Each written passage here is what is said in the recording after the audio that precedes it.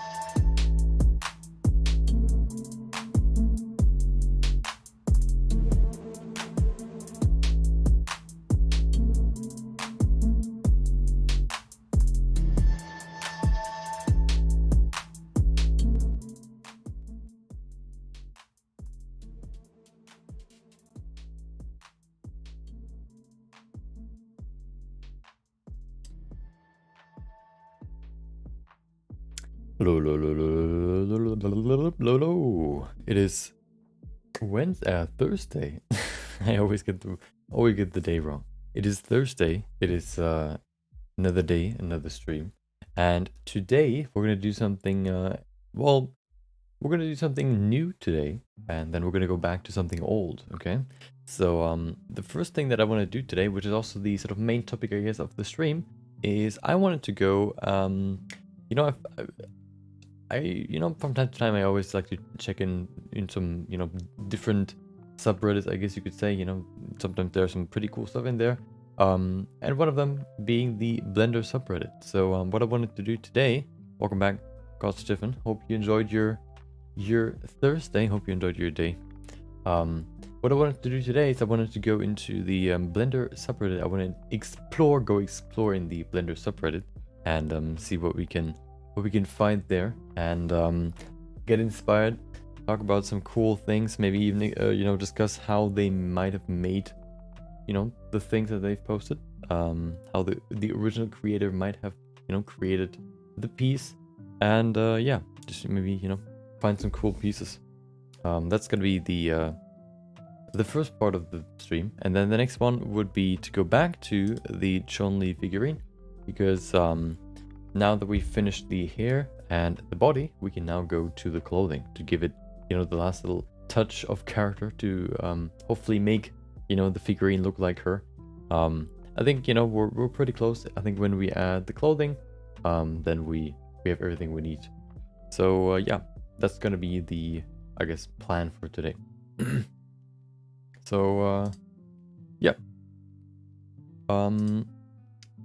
The clothing will maybe be a little bit harder or a little bit weird because it's asymmetric, the pose, so I need to kind of see how I want to do that. Maybe we'll block out the clothing too. I guess that probably makes sense. But we will do that when we get there. First we have something else to do. So yeah, so let's get into the internets. Blender Reddit. There are multiple subreddits for Blender. I guess the most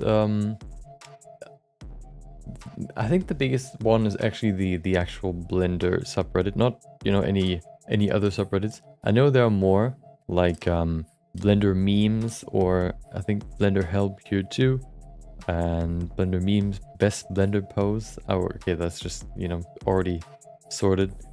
We have, wait, there you go. Blender memes, Blender best pose, Blender Python, okay. Blender Guppy, what's Blender Guppy? Plugin developer for the best, okay. For the, oh wait, oh, that's a user? No, I don't know. Yeah, and we're not gonna go into those. There's another one, I think that was like Blender Donut or something, where everybody just posted their final donuts, so that they made after following the Blender Guru tutorial. Let me see if I can find that real quick. Blender Donut Reddit.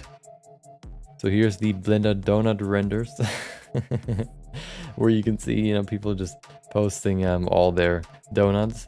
I think they made this one just because there were so many people posting their donuts in the Blender, in the standard Blender subreddit. They decided to make its own one, and you can see it's all full just of donuts, nothing else. And all varying, yeah, you know, varying designs and colors and all that. Looks pretty cool. And then, you know, we of course, some people might not have made this as the first piece. Some people might have, you know, but you know, they all see even some animation here. Look at that. Even some movement there. Pretty cool. But that's not what we want to look at today.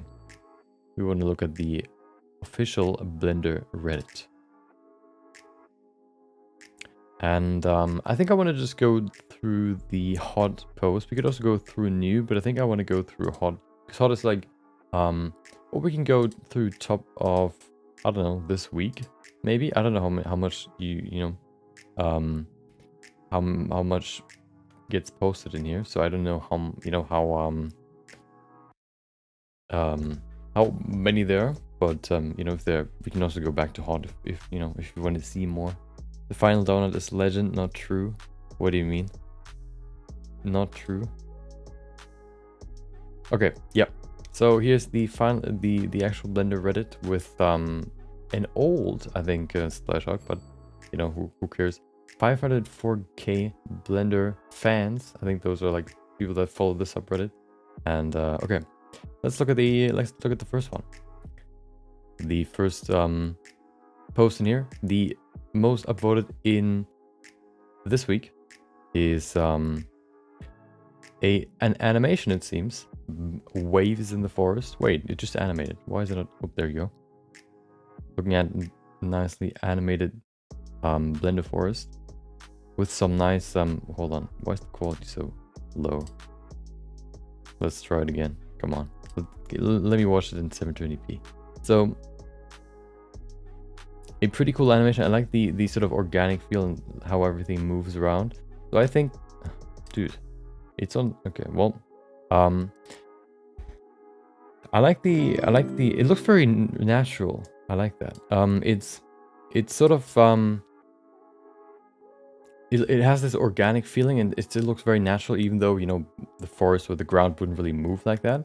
And I think so. If I kind of think about how, oh, hello, what is going on there? We have some pumpkins just rising up out of nothing and then disappearing again.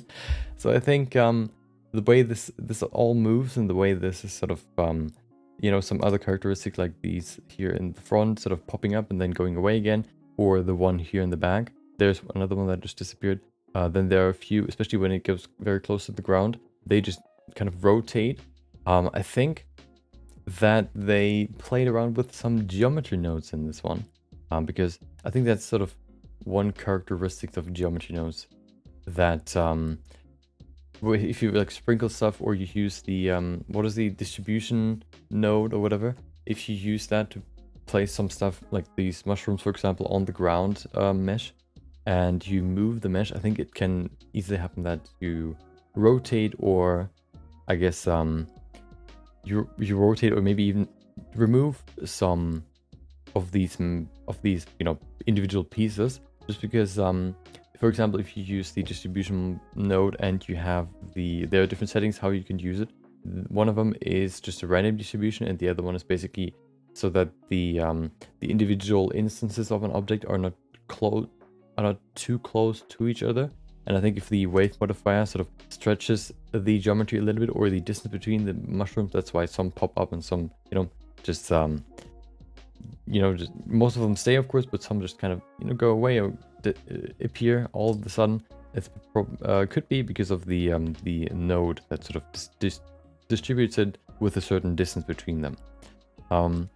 But I like the details, really nice, and especially also the overall quality of the render. And they also added a little bit of like a wobble to the camera, which makes it look a little bit more natural too, as if somebody would actually hold the camera, which maybe in this environment wouldn't be that possible to be that still, but still looks really cool. And then also, so how many, it's crazy how many small ferns and grasses there are on the ground. Look at the look at the look at this bump that's coming close to us at some point. This one right there. Look how much detail there's in the ground.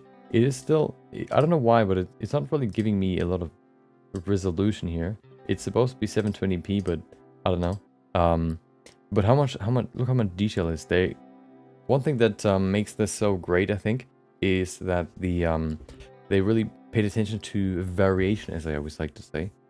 Basically looking at giving the ground not only using one, I guess, grass leaf or whatever, grass blade for the ground, but actually making different clusters or even different flowers, different leaves and whatnot, that all sort of come together into one and create this grass floor, rather than just having like one monotonous piece of blade of grass.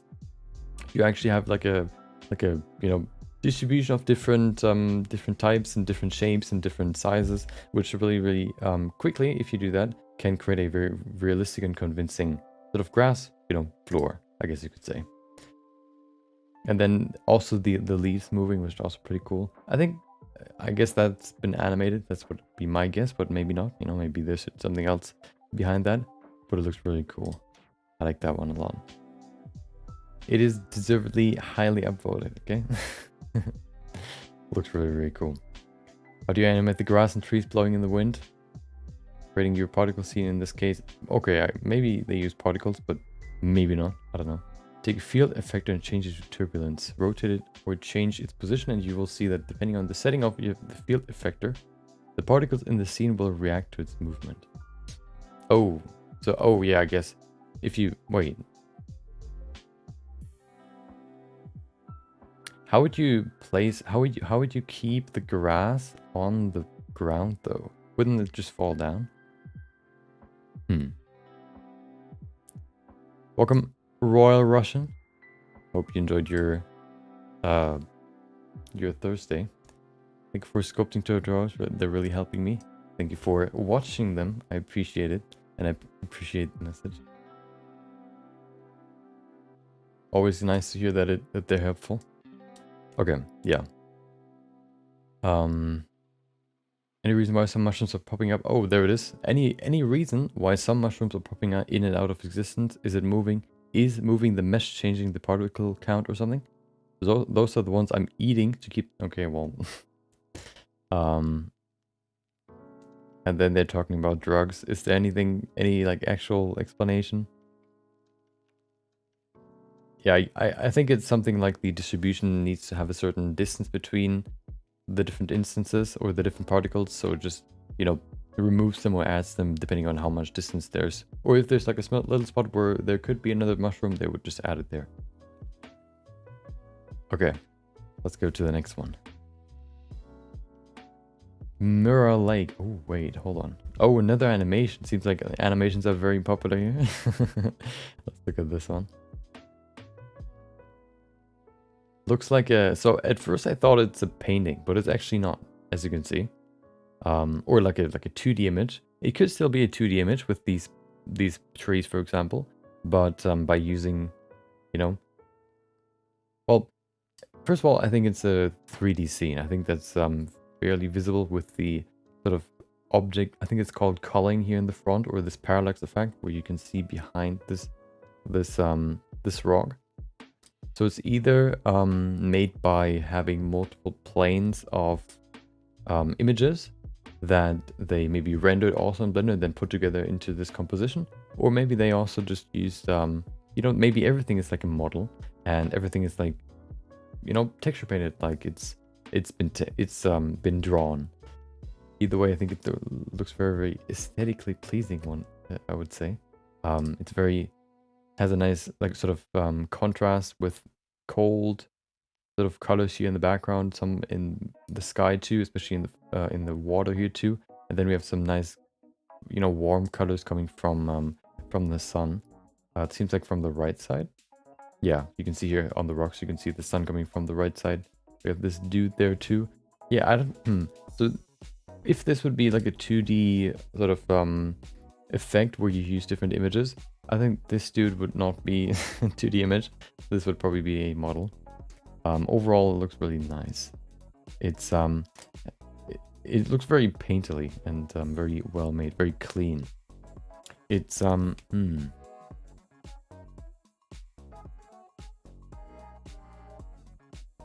One thing that's very interesting is, or one thing that they could maybe change, or one thing they could maybe think about is coming back to personal feedback. One thing that I see right now is that these trees here have a very strong shadow on the left side.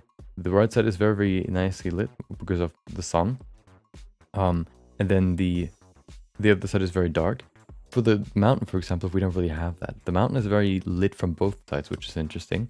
It's a little bit darker on the left side, but maybe, you know, comparing it to the background, to this part here, maybe it could be a little bit darker. You could also say that the mist that is in the air makes this part a little bit more sort of, it bleaches or it brightens it up a little bit more so that it isn't as dark as the foreground, for example, which is oftentimes how you can give environments depth by sort of making the foreground darker than the background. This also immediately can give you sort of a sense of depth in your environment, for example. And I think that's what they wanted to do here a little bit, giving especially here the foreground, him to the dude, and then maybe even this island there, or these trees in the foreground, giving them a little bit more of a darker tone to kind of separate them from the background, and also giving everything like a wider perspective or a longer, yeah, basically giving it more depth to the image. And then of course the small sort of camera movement also helping with the sort of 3D effect. I wonder how they made the ground. I could see it just being like a plane and then using a wave modifier on it, or some sort of, you know, maybe even a displacement modifier very subtly, or maybe even just a shader. And also how they made these rings. Maybe just with a wave modifier going outwards and then putting that on top of the water could also be. But it looks really pleasing on the eyes. I like it a lot. Let's see, the scene needs to be in HD wallpaper. Yeah, true. Now it's still in Blender. I've never seen it same something. Yeah. Yeah, I would like to see behind the scenes too. It looks really nice. Let's see if they actually made it behind the scenes. Hold on. There it is. Oh, how did you make the rippling of the rocks in the water? I'll probably make a tutorial for the water shortly. Well, probably 3E if you added 2D elements on it. Amazing work. It is completely 3E. What's 3D? 3E? 3D? I don't know. Just some fog and cloud planes, everything else is 3D. Oh, really? That's interesting. So everything is 3D except for some, you know, some planes that sort of create fog and whatnot. Interesting. That's pretty cool. Especially for these trees and whatnot. Looks really cool.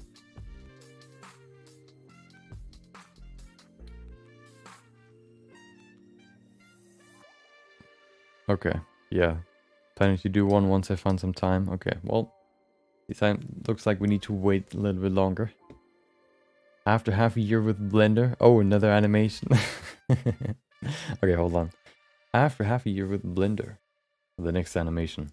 Seems like animations are very popular. Okay, we have this dude. Very abstract, I see. Wait, is there a sound? No, okay. Okay. Interesting.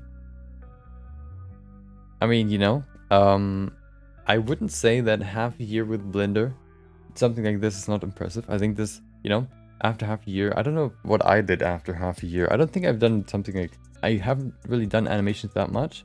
So if I focus on it more, maybe I, you know, maybe I, you know, could do something similar, but I I don't think I would be able to do that in half a year. I was really, well, I focused more on sculpting first of all, but also overall, you know, modeling and then rigging and posing, stuff like that. I think if you really want to get there in half a year, you really have to focus on it, and, you know, kind of have to set yourself a goal to do something like this in half a year. Of course, you know, the movement and all that might not be perfect, but of course, half a year, you can't really, you know, critique this stuff too much. I think they also, so it seems like these outlines, for example, I think they used either a shader or, what is the other one? The line. There's an outline setting in Blender that you can use for the render to give everything like an outline. If there's like a visible edge, I think that's what they use here. You can see it in some of these shots. For example, here the carrot, how there's some lines popping up at some point. Same with him too. See it? Look at the nose. You can see it a little bit, and then here too in the armpit.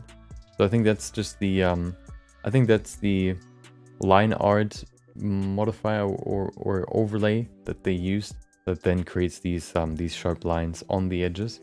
I think that's how they made that.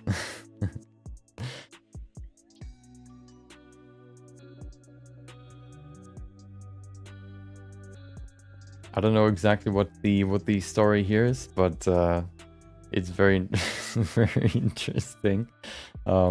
So this guy, I guess, wants to eat some good old fruits, and then they just pop up and become, I don't know, a pirate and his friend. You know, banana pirate and his apple friend, and then he just said, "Well, screw you, I'm gonna eat you," and there he goes. To punish his, I don't know. But, you know, still. Looks pretty good for half a year. Are you showing us your skills or your mental state or both? Exactly. Yes. Perfect.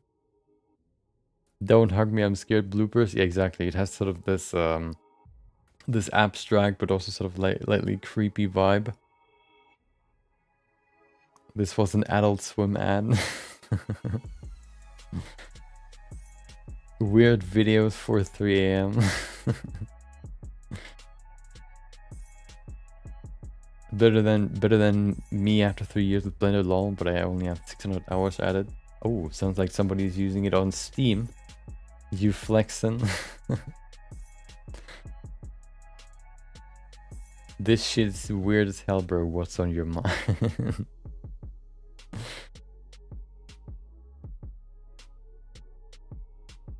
Okay, yeah. Oh, hold on.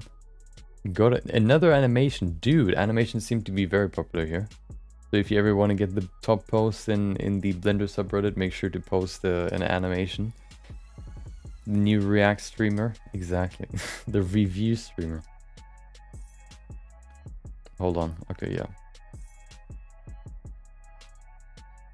But I like the overall, hold on.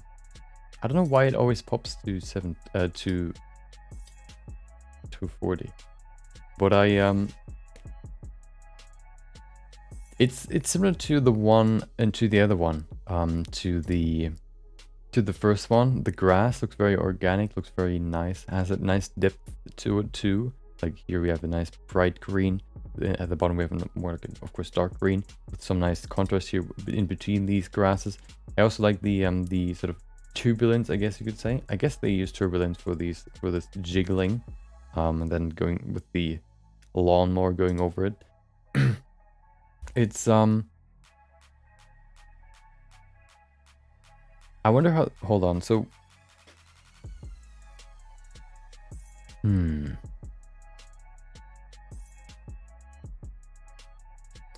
thinking about how they made the sort of this animated effect of removing the grass. So the grass that is popping out of the back, I guess that's just particles. I guess that would make the most sense. But how would they animate?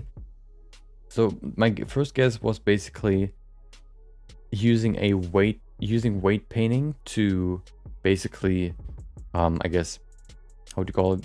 Using weight painting to distribute or to determine the length of the grass. So then where the lawnmower is going over, it just has no weight painting, or it has full weight painting, depending on how you want to set it up. So you either have a strip of weight, yeah, you basically have like a strip in the middle that the lawnmower is going over, and it then, you know, just kind of, you can animate it, but I've never really animated weight painting. I don't know if that's really possible. There's another way maybe you can do it, which is with what is this thing called again? Dynamic paint. I think they use dynamic paint for this. Where they actually, that would be my first guess, because dynamic paint is like you can animate textures, and I think that's how they did it. Everything is geometry nodes now. Maybe I don't think this is geometry nodes. I could be wrong, but yeah, I know you can do a lot in geometry nodes. I don't know if you can do something like this. Let's see. Let's see what they said. It'd be cool to have this as a looping GIF. Yeah. Just make the grass grow back in time. Or it rotates and mows the whole thing. Oh, there it is. Setting, that could be done by setting the dynamic paint to drawing mode. See? Well, this is not the same person, but they said dynamic paint. I would guess it's dynamic paint.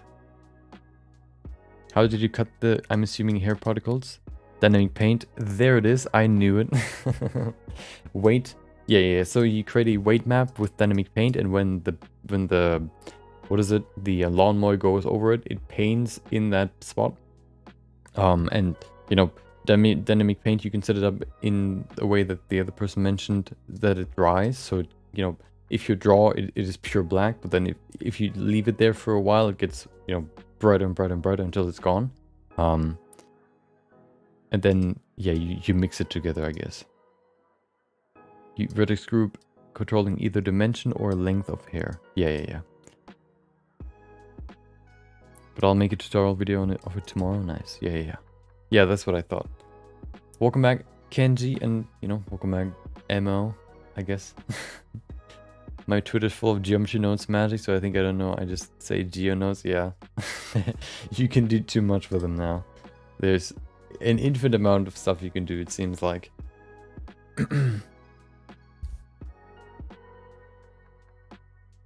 Oh, here it is, his tutorial. Simon 3D, let's look at it.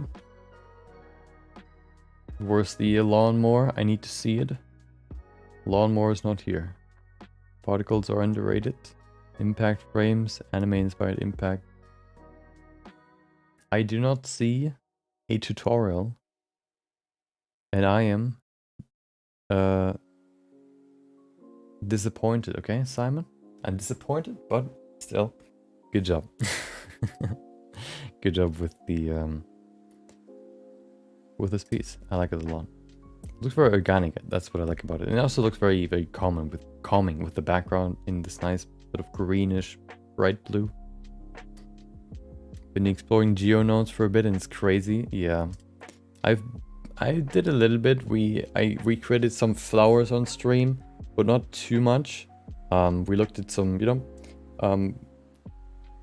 yeah, I've been playing around with it, but not too much. So, you know, I know that you can do a lot with it, but I don't exactly know how. It seems like it's a lot of just, it gives you a set of tools, and you can, with this set of tools, basically create whatever you want. You just need to figure out how to do it. And I haven't really figured that part out yet. How to do it. Okay. Oh, hold on. So this one looks very cool too. This one reminds me a lot of another artist's VJ loop, which is, I think, by Beeple. Let's look at it. I remember looking at Beeple's. Wait. Every days. There you go.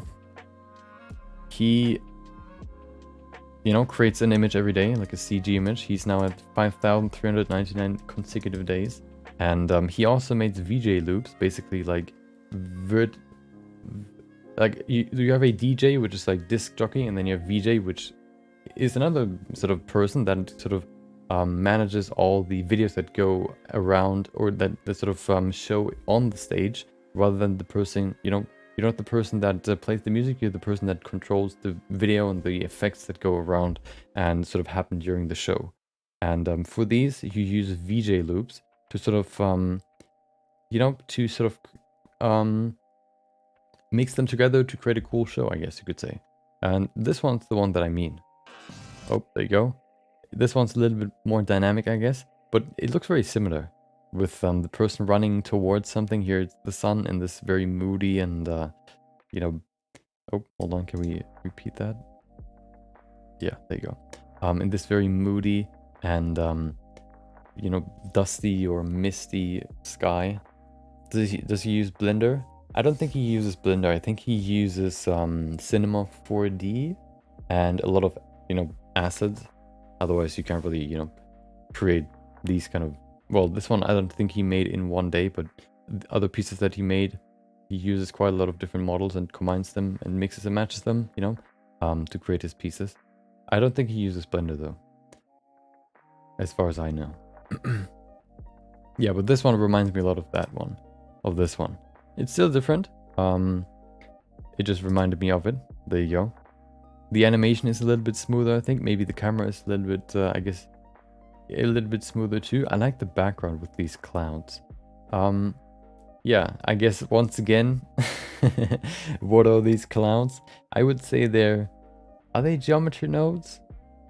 So I think they made the tornado by applying, or maybe by using a cube, putting a cloud shader or like a volume shader onto that cube, and then applying that cube onto like a cylinder, so that with geometry nodes, so that when you rotate the cylinder or you rotate the geometry nodes, the cubes, you know, rotate around the cylinder, or they rotate around and create this tornado. And because you don't really see the cubes at the end, you see the cloud shader.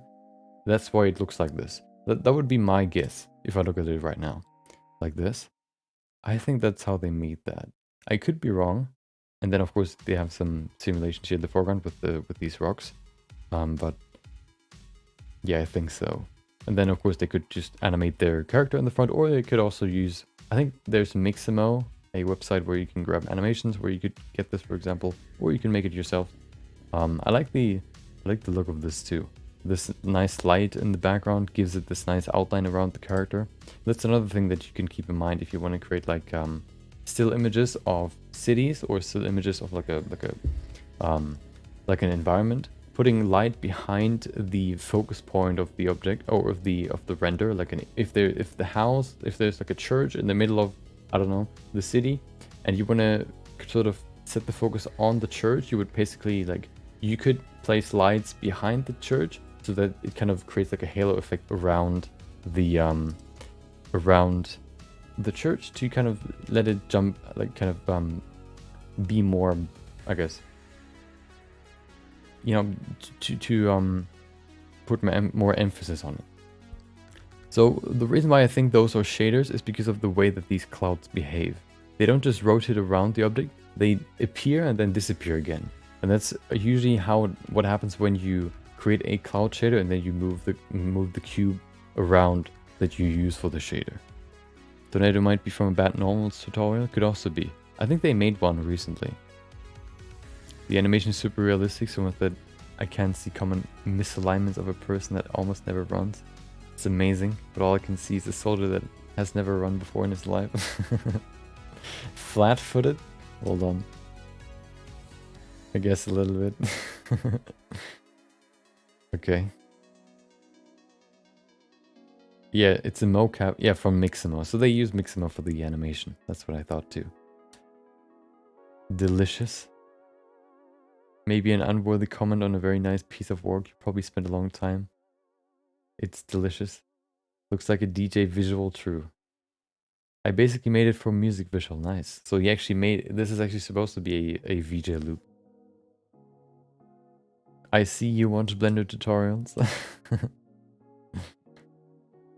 Let's see which way they... I guess they linked the one. Let's see. Yep. The easy way to make a tornado in Blender. There it is. This one looks a little bit different, I would say, but still, you know. So let's see what this looks... Yeah, there it is. What do they use? Oh, they use they actually use Wait, he uses, or they, I guess, I don't know. He uses math to create the tornado with a density node. You can see here, and then he changes the coordinates and all that to create, you know, the tornado. This one looks a little bit different than the one that he made. So I think I started this project way before this video was released. Yeah, so he didn't use that. They look a little bit different. Let's see if we can find the one that he used. Oh, only nodes. Hold on. Wait, what? Only nodes. Even after watching tutorials, I will never understand how someone can think of a math formula and then how that will look into nodes to make this. Yeah. Or share the node setup.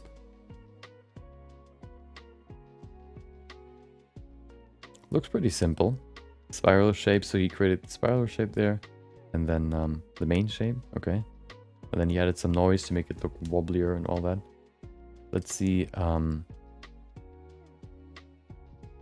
on. Oh, there's actually the dude that that made the original post. Oh, he tagged him. Okay.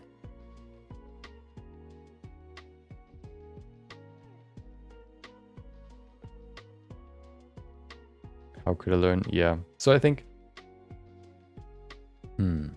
So he actually used only nodes. It doesn't seem like it's only nodes, but maybe it also looks like that by using the nodes that he used there. So, yeah. But it looks pretty cool. I like it a lot. Looks really dynamic. Okay. Next one. Another animation. Nope. Oh, no, it's an animation. Well, it's not an animation, it's a showcase. Managed to get camera culling working on a procedural terrain generator. Oh my. Hold on, let's see.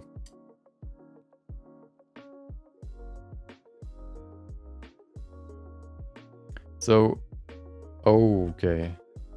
So I think that's a technique.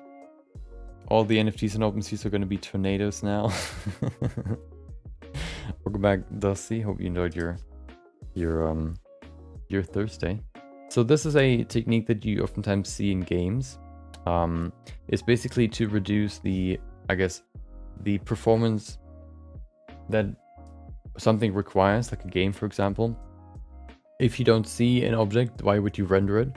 And I guess they sort of translated that into Blender 2 with geometry nodes, I would guess. So they probably take the camera view somehow into account to only show.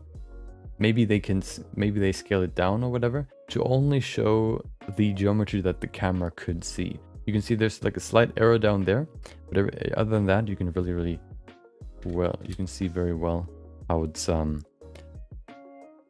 working. And let's see what they say. Does this actually improve performance though? From my tests, not really. Well, okay, I guess then it doesn't really make that much sense, but still it looks really cool. The viewport performance increases is negligible. Ray casting for this. Yeah, I could see it being even slower, but just because it has to like do the math. But well, I mean, if it works in games, I guess it could also work here. Oh, you could even get the blend file.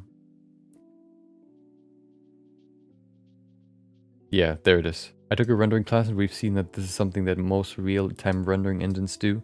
Not sure about Blender Eevee cycles, definitely not. So I doubt it's going to improve performance on Eevee, if not making it worse. Yes, yeah. I know this from games too, with this sort of culling, but it's cool that you can somehow use the camera view maybe, or maybe there's like an empty tied to it that you can then use and you know, kind of create like a mask or a visible part. You could maybe even use this for other things like I don't know, like a transforming environment or whatnot.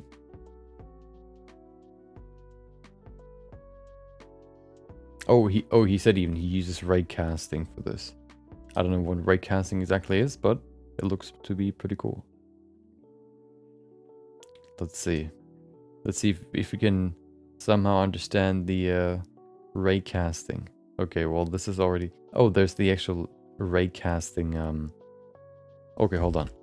So we have a ray casting node, mapping interpolated, ray direction attribute. So it's an attribute. The ray direction ray length is a float, which is I think just a.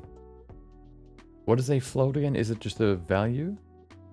And then no ray length. Oh, here it is. Yeah, I guess it's a value. It's not an attribute, which would be the blue one. It's a value. Then we have the vector math.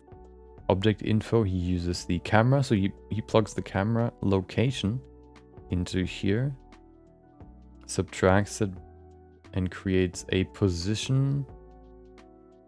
No, he uses position as value B, and then he has something else to remove. Lens. Wait, there's a lens setting. Maybe lens is an empty. There's something else there in the middle, but yeah, I'm too dumb for this. Okay, I had math in school, in high school. Okay, one of my main topics at the end, but doesn't mean that I'm good at it. Okay, float is a value with decimals. Oh yeah, okay.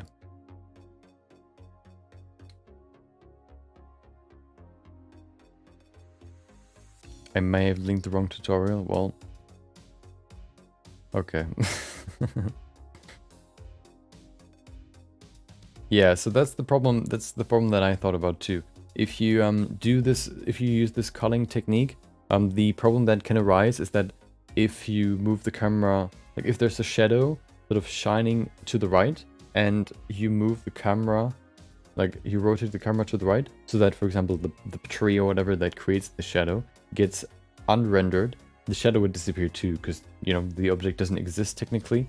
And that would be another way, or that would be another thing you would have to kind of fix if you want to use this for like a game or whatever, or like an animation. But I have no idea how you would do that. Yeah, here it is.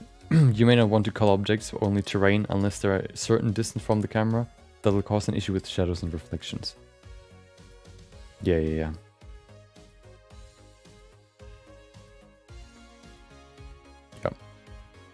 Okay, what is a really cool concept?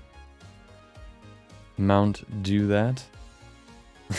What do you mean? Actually, like, is that a wordplay? Welcome back, James. Hope you enjoyed your Thursday. Next one. I gave my best on this one, and I think it's one of the best looking renders I've made so far. Oh, it's an extra. Wait.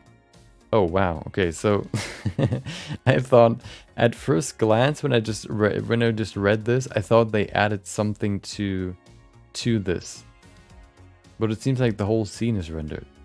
I thought the car would be real. He would have made a photo, and then he added like the car was already there, and then maybe the foreground too, and then he added something, I don't know, in the foreground or whatnot. But it seems like the whole thing is fake. Well, maybe I would guess. So this snow looks a little bit blocky, I guess, or a little bit choppy. Not as detailed or flaky as it probably would be. Do they have Mountain Dew in Europe? Yeah. No, do we? I think we do, but it's not that common. No, only in some bigger stores. They also added some like a what is it called? The lens flare here. Right here, these sort of colored dots. Just passing to say hi and wish have a night, my friend. Hi everyone. Yeah, thank you. Welcome, Barker. Hope you enjoyed your day, and hope you will enjoy the rest of your day. Thank you for what is it? Checking in. Yeah. So I thought this would be real, and then there's some part that isn't real, but I think looking at the snow here, it looks a little bit, kind of blocky, a little bit, looks more like a fluid simulation than snow. The foreground looks very good though. I wonder how they made these snow tracks. I think I recently saw at least a thumbnail of a Blender Guru tutorial where he talked about how to create like these ice or snow tracks, but I haven't looked at it. So maybe they used that. Maybe they even used like a texture for it. but it looks really cool. Let's see. Maybe there's some real, maybe there are some real things here. Let's see. If this is what GTA is going to look like, I'll be happy. They actually recently announced that that GTA 6 is in development. So when I'm 30, I'll be able to enjoy GTA 6. Or yeah. How would you set the materials for the car's main body paint? I'm starting to get mine just right. Clear coat, yeah, I guess you would just use clear coat to add this gloss in front of the original color. Okay, let's see if there are any questions about. I think there should be more contrast in the background ground. Also, the trees are sort of unrealistic. In reality, branches branch out in far more tiny branches, twigs. I guess maybe a little bit. The trees look a little bit stiff, you could say. They're very straight all around. Like every single branch is like straight going in one direction. See how this one's perfectly straight up. Then this one goes straight up. Then we have like a slight deviation, I guess, maybe. And then we have even these thin ones are also all straight. So I think that's one thing that he which he mentions, which I agree with. Kind of giving some more variation into the branches would probably make a lot of sense here to make it look even more realistic. Maybe even keeping some leaves on the ground. Maybe maybe just a few small leaves, adding them to the trees can very quickly give this more variety and also more realism. Because maybe there are some small leaves still on the ground or on the branches which haven't fallen off yet. Which can make the whole thing, look so much more realistic. Maybe even just the scale. I don't know if the trees are all the same size. It seems like it. So I think that could be another thing they could think about. But they fooled me, so those are just nitpicky small things. A few coniferous trees. Only a few would make a huge difference with the trees. Just a little bit more variety, and I think it will. Yeah. I think a little bit more variety can help. Whatever coniferous is.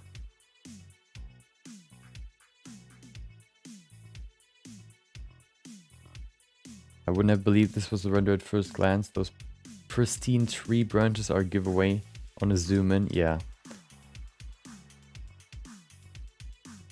I thought it was meme pose of a real photo. Oh, I've seen some posts before that looked photorealistic. Even if you saw, like, if the person didn't say which one was the render, I couldn't have said which one was real and which one wasn't. I guess a little bit you could have seen it on like the wall or other parts where there isn't just a little bit less detail. It was a little bit cleaner, but still, if somebody really spends a lot of time working on like a photo recreation, at some point you cannot see that it's not real. I still think this is a photo. Well, I guess you could say a render could be a photo. Almost couldn't tell. Yeah, it's really good. The thumb? Wait, is there a thumb? There's no thumb. Weird. Okay. Yeah, but I have been fooled. It looks really nice. Sculpted a stag for 3D printing. Still very new to Blender. Oh. Let's see. Another animation. Hold on. Sculpted a stag for 3D printing. So they use the reference image instead of model the base image of it, and then they used some primitive shapes to get the to build the volumes out, giving them more detail, for example, and then they I guess in the end with some skin modifiers too, and then they go, and then they use sculpting to give it more detail. That's what I use for the what we currently use for the Chun-Li figurine. Just kind of making sure that everything looks right with different, I guess, like you can also just sculpt this with just a sphere, for example. But if you do it this way, you can make sure that everything proportionally looks right. For example, if you create the the antlers separately, you can very easily just change the proportions. You can very easily change the position, maybe even, which is maybe a little bit harder if you do it fully in sculpting, because then everything's sort of stuck together and you have to kind of fiddle around how you can maybe make some stuff bigger, how you can maybe move some stuff, and it can still be hard to do that, even though, you know, there are some ways to do it, but it's still, you know, more awkward than just moving different parts around because they're all separated. Here, for example, you can see the antler. And then, you know, just adding more detail, probably with multi-resolution.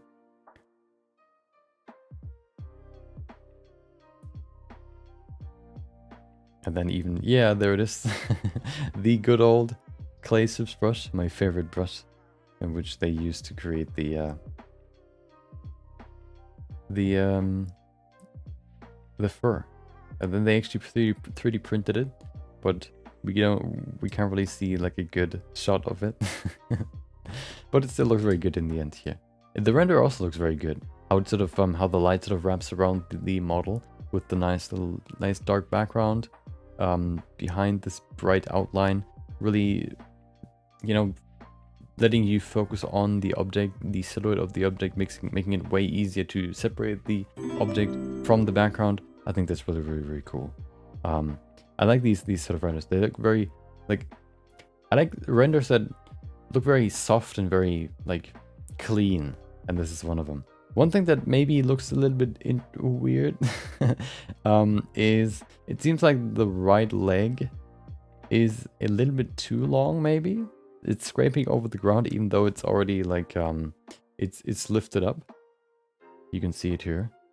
I wonder, I think it looks a little bit too long, especially if this one's stretched. Either you, of course, maybe it's not that visible from here, but oh, hold on. Actually, no, it seems like he actually lowered the leg, so that's good that he thought about that. You know, if this person or this stag or deer or whatever, you know, lifts his leg, the shoulder would probably fall a little bit because there's no support underneath it anymore. Love your work, by the way. You do a real good job. Thank you, Boofa. Thank you, I appreciate it. There it is. I appreciate it. Yeah, but it looks really cool. Really cool. Sort of. I also like that there's not too much detail. Some very nice, clean surfaces, and some defining, you know, smaller details like these creases here. I think it's a really good mix between detail and non-detail, and looks really, really nice in the end. Wait, hold on. Let me just quickly go to here so we can look at all the people that just joined, because I ignored them until now, okay? So, Boofa, welcome. Hope you enjoyed your Thursday. Paolo Murillo. If I said that wrong, please correct me. Welcome. And Ludmila Fevora, or yeah, welcome to you too. Hope you had a great day too. Let's continue. This one, somebody want? There you go. It looks really, really nice. Let's look at some comments. I refuse to believe you're new to Blender. Very, very impressive stuff. Yeah. This doesn't look like like 1 year into, well, 1 year maybe, but maybe not like half a year into Blender. I've been using Blender for a year, but I feel like an illiterate dunce every time I use it. Not shown in this video are the 8 hours of me looking things up or trying and failing 10 times. You know, as long as you get to the end result, doesn't really matter how you get there. As long, you know, so what I oftentimes sort of encounter, or what I kind of realize when I work is I sometimes work like I'm working for somebody else. So I try to sort of, I try to do work very clean and not try to sort of cheat my way through, or not cheat necessarily, but kind of, I don't try to use any I don't know, hacks or any that all sounds so negative. Any way to speed up my process in a way that you maybe wouldn't use in the industry, I don't know, in a, like a professional sense, which wouldn't really make a big difference and just would save you time in these hobby projects. But I always catch myself not doing them even though I could just use them, you know, for some reason, I don't know. And, you know, I think, you know, that's one thing that, for example, for me, sort of slows a project down. And, of course, looking stuff up too. But,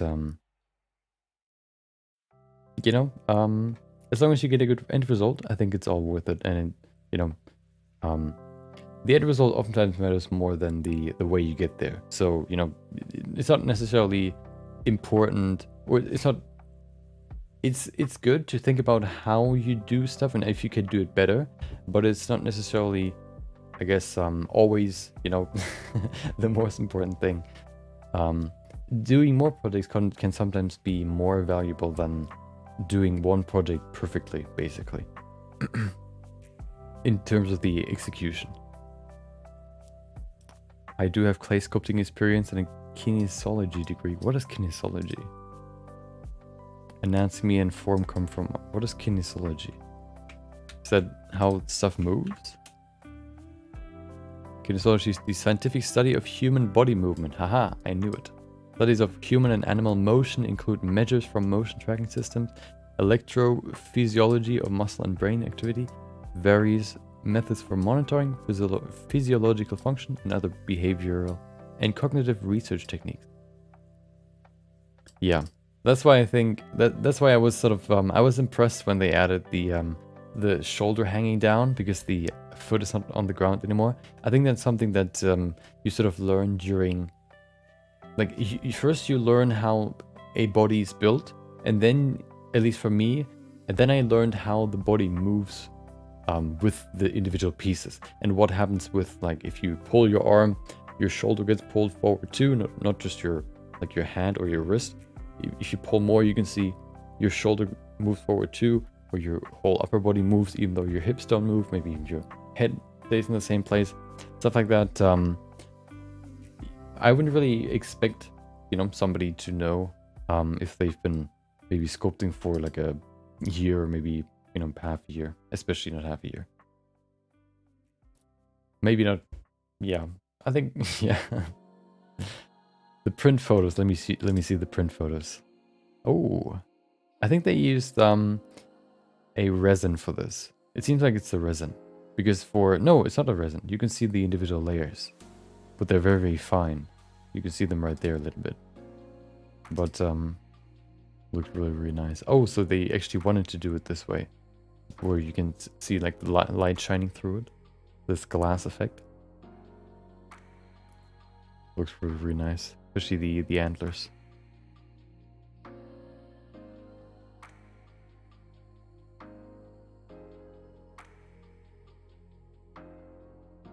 Yeah, there it is. There's the how it's been built. I wonder if you could make it, if you could set it up a little bit better so that you have less branches. The problem with branches in 3D printing is always that you run into, like, every time the branches are basically to give the print stability. So if you have a finger that looks like this, the print, because it's setting it up in layers, you know, if this would be the hand, it would just building it up more and more and more and more and more and more and more until it kind of reaches up here, you know. The problem is it can't go down again. So what it has to do is it has to sort of, like, if you have like a finger like this, the thing that it prints, like the filament, it can't stay in the spot, or it's too I guess you could say there's no support underneath it, and that's why you use these branches to support the print. Usually, at least what I know so far, I don't know that much, but you try to have as little or as few branches as possible, because these branches still connect to the surface, and you have to remove them, which can leave some small sort of bumps, for example, which you could remove, but you know, you want to have as few as possible. But you know, you don't really see it in the end, so it's not that, yeah, you don't really see it. Do you have videos on retopology? I'm taking a bit of time trying to do some for this one model.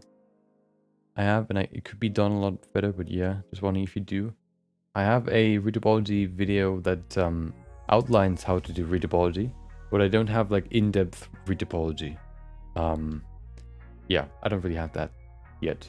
Maybe I'll do that at some point. Readability is something I don't like, but maybe we'll do it at some point. Yeah, I haven't done it yet, like a in-depth video, but I have the how to read apologize anything in 6 minutes. So if you haven't seen that yet, you know, feel free to check that out. Okay, yeah, looks really, really nice. You motivate me to stick with it. What brush did you use for the main clay strips and then crease? Yeah. Wait, what? There's actually like a different brush for it? Oh, Sculptor's Toolbox. Interesting. Ultimate Brushes 2019. This one looks really cool. This flattening brush. The other ones seem kind of weird. We have the grab brush here, so, you know. Okay. Draw brush. Yeah, I thought about doing my own brushes at some point. I haven't really looked into it too much, but maybe we'll do that at some point too. This one looks like the pinch brush. Some sort of stamp brush, maybe. Twist brush. Seems like some of them, they already exist. Maybe in 2019 they haven't existed yet. So, you know, we have stuff like the math brush. I don't know. Cut brush. So this one's a very, very strong crease brush. I guess this one seems very, very useful. I'm gonna save this. So maybe I'll look it up in the future when we create some custom brushes. Hold on. Temporary. Okay. Readability makes coding seem fun. You still have those brushes I sent you? I don't know if I still have them. I don't think so. Because they were paid, so I deleted them. So I have there's no trace of any illegal data on my PC. Welcome, Zachary. Hope you had a great day too. So far. I think it might be just by a bit, but I'm stuck on how to do some parts. Yeah, it can be a little bit hard sometimes, but yeah, it's more about practicing than practicing and observing will get you there basically, or I guess following somebody else's works too. But you have to kind of experience yourself. You have to understand why people do it this way to really, you know, to really get it. Welcome, Juan. Hope you enjoyed your Thursday too. If you are new, I still have no idea what I am. Wait, what? Oh, I still have no idea what I am.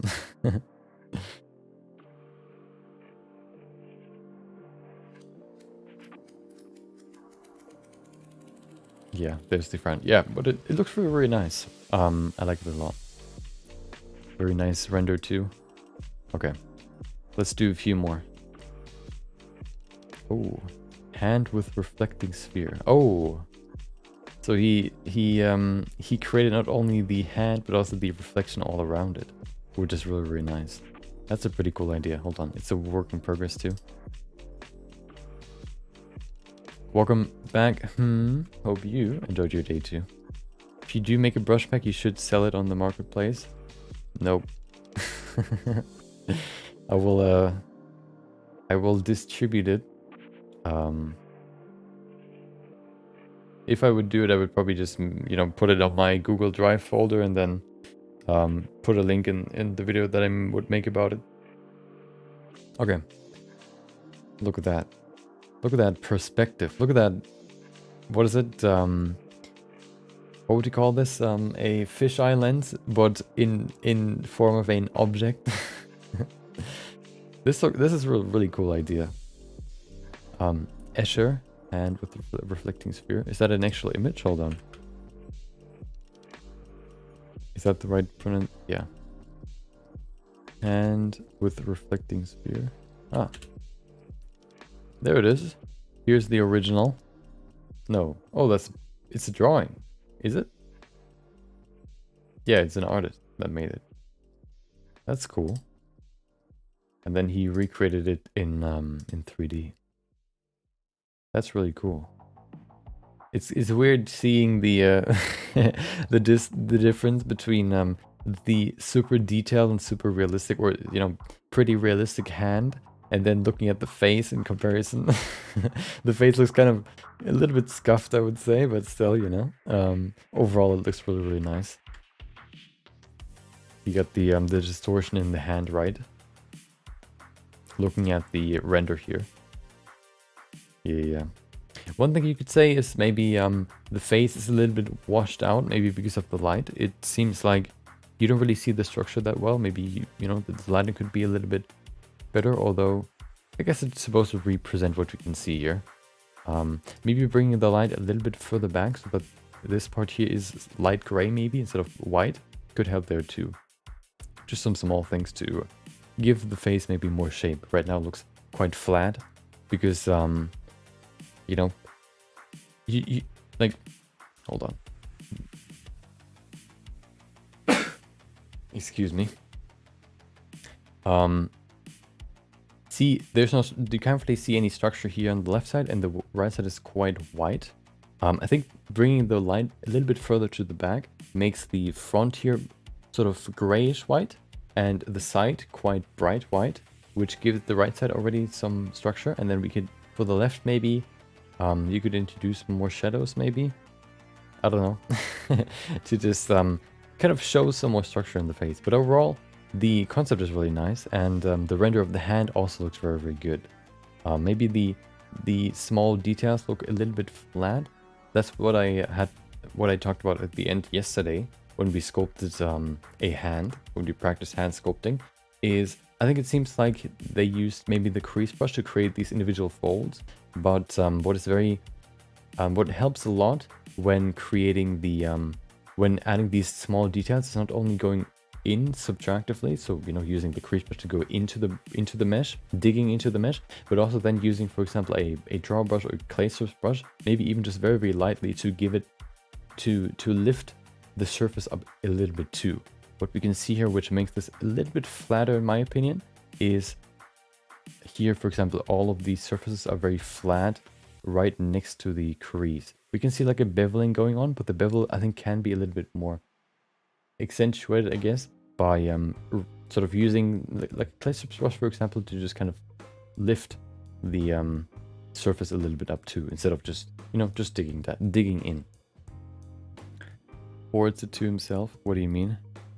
What do you mean hoards it to himself? I mean, I would put it in the Google Drive folder in the that I linked every time somebody asks for like a file or whatever. Just wanted to say thank you a lot. I've started sculpting just a week ago and your videos really helped. Now I can make some basic heads. Nice. Hey, that's nice. Appreciate that. You know, soon. Have you done the Ryu sculpt?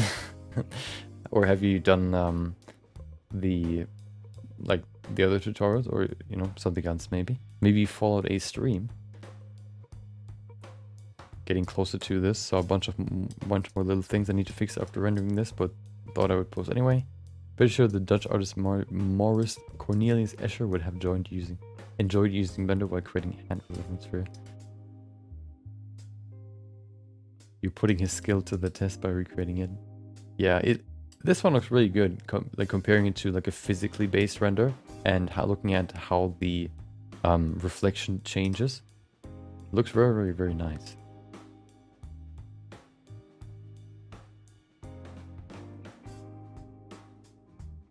Okay.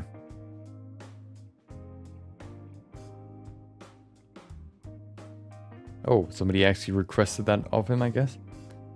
Yeah. Could be a nice print. Yeah, oh, there it is. He said, working on the lighting. Wait. I missed it. Where is it? I lost it. Yeah, there it is. Working on the lighting, and there's some little mistakes. Like the back stool at the table by the window is too tall. Yeah. Yeah, I think the lighting, you know, kind of adjusting the lighting a little bit would help this the most. Give it some more depth, basically. But yeah, it looks very, very nice. Gonna head over and try carrying on being productive. Yeah. Yep. Thank you for joining, Boofa. I appreciate it. Have fun in Blender. And hopefully you can figure out a right topology. it's yeah, I like to always compare it to a formula. You might know the different variables, but you might not know how to use them in the formula to get, you know, the end result that you want. So you know, it's just more about practice than, yeah, basically just practice, practice, practice, and slowly but surely you'll get, you know, how stuff works. Okay, one more, okay? Fake shampoo and bars promo video. Okay. Wait. Another animation. Dude, there are just infinite amounts of animations in here. Okay, let's see. Oh, with sound. I don't know if I can play the sound, so I'm just gonna play it without it. Oh, hello. Please, no sound. There you go. Bob. Okay. First of all, the render looks really, really nice. Oh, some nice sharp shadows there too. Nice textures. Very, very, very realistic render. I like it a lot so far. Looks really, very much like the textures and the bump maps and everything make this look very, very realistic.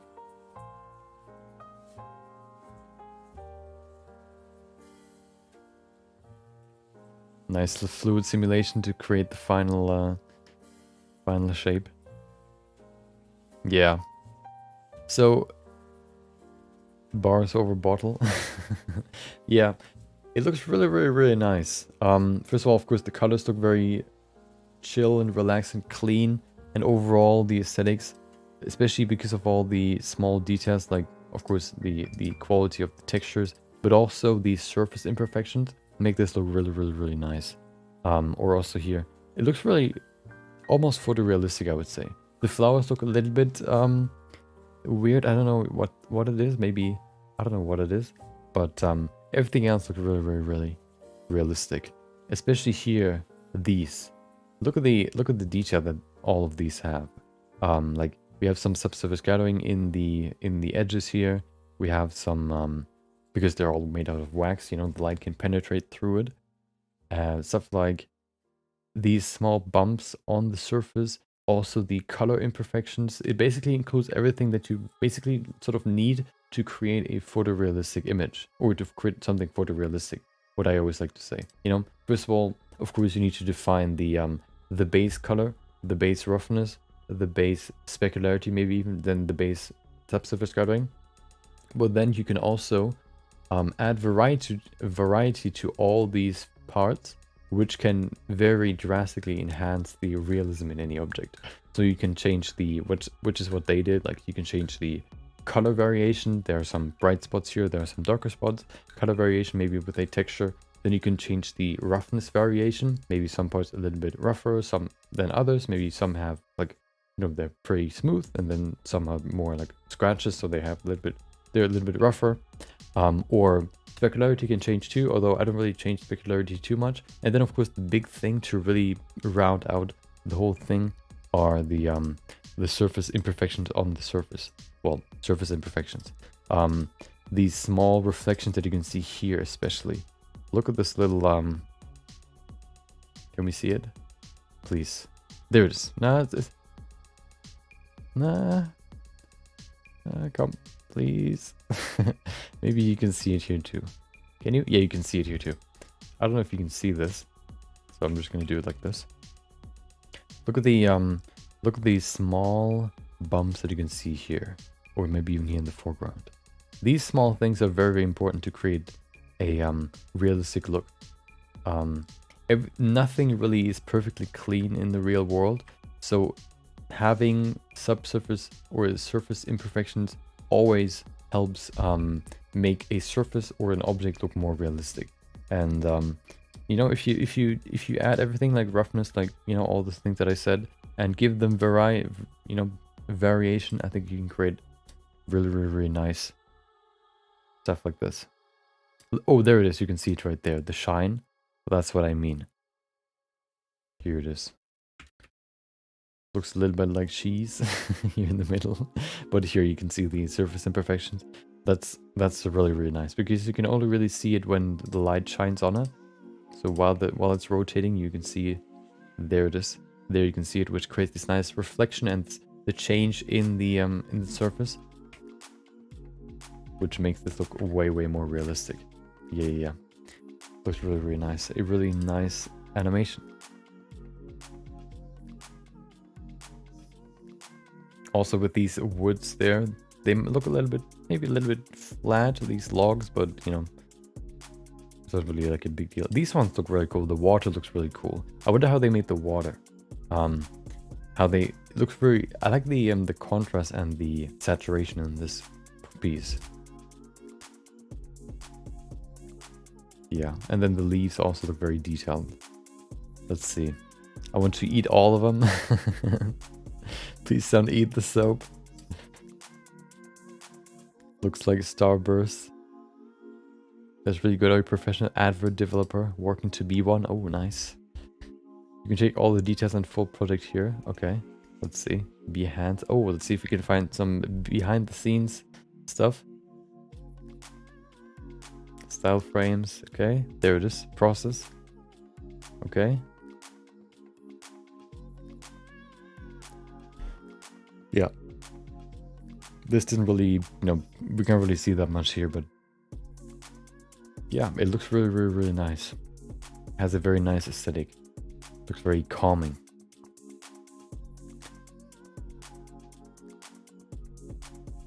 The only thing that bothers is that the first soap appears to be hollow.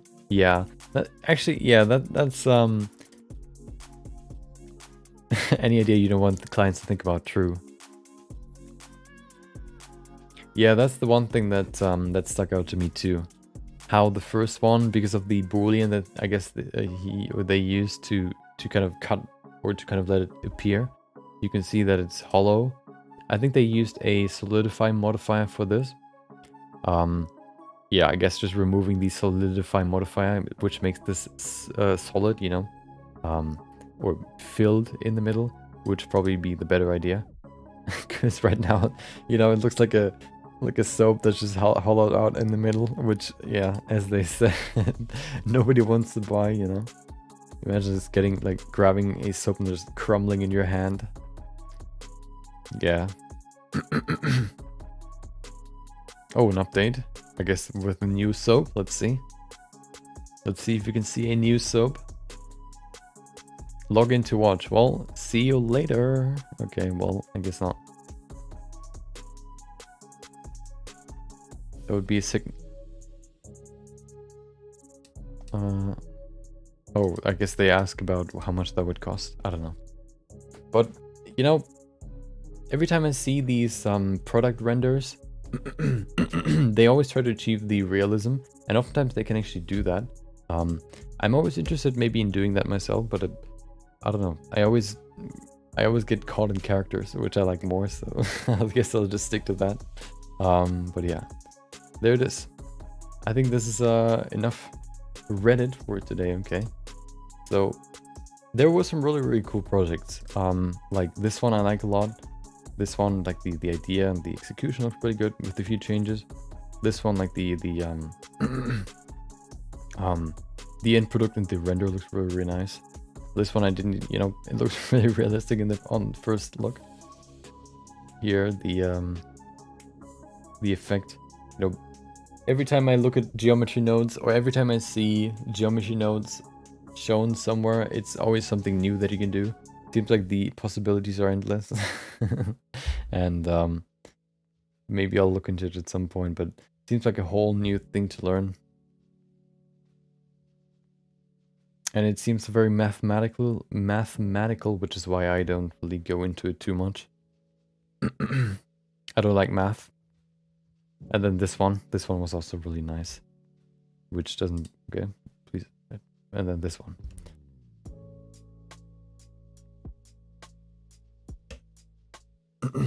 Some really cool stuff, and it seems like if you want to get a lot of karma on Blender Reddit, you should upload animations or making offs, or some sort of video. It seems, you know.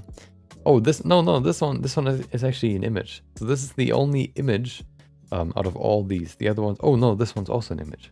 So I might be wrong. We have maybe like 1, 2, 3, 4, 5, 6, 7, 8. Images and 2 images and 8 renders or videos. So still, okay. there's a chance 1 to 2 to 8 or 1 to 4. But yeah, maybe we'll do this more often, you know, if maybe, I don't know, maybe every second week or so, just kind of get some inspiration, maybe even find some new things that we want to do. What is interesting is that there aren't any characters or whatnot. I guess you could say this one might be like a character design, or I guess this one's, you know, character design, maybe you could say, or, you know, it at least includes sculpting.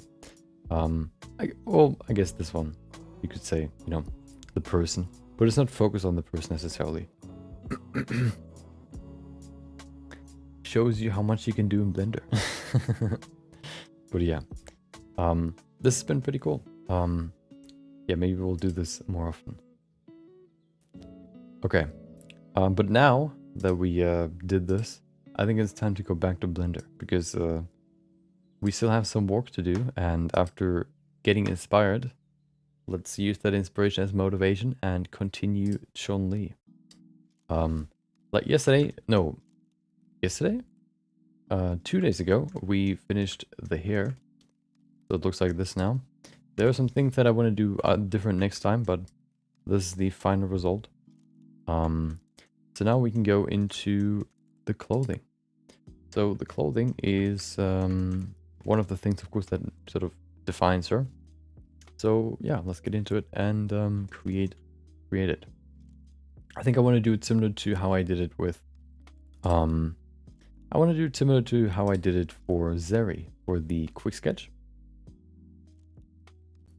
where we use simple shapes and then bring it into the shape of the clothing and go from there.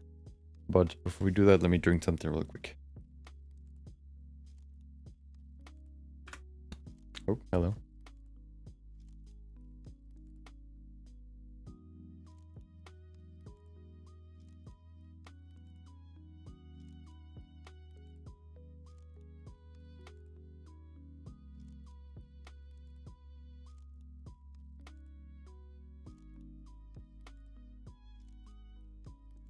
Okay. Yeah, let's get into it. I think I actually want to stand a little bit, so give me a sec.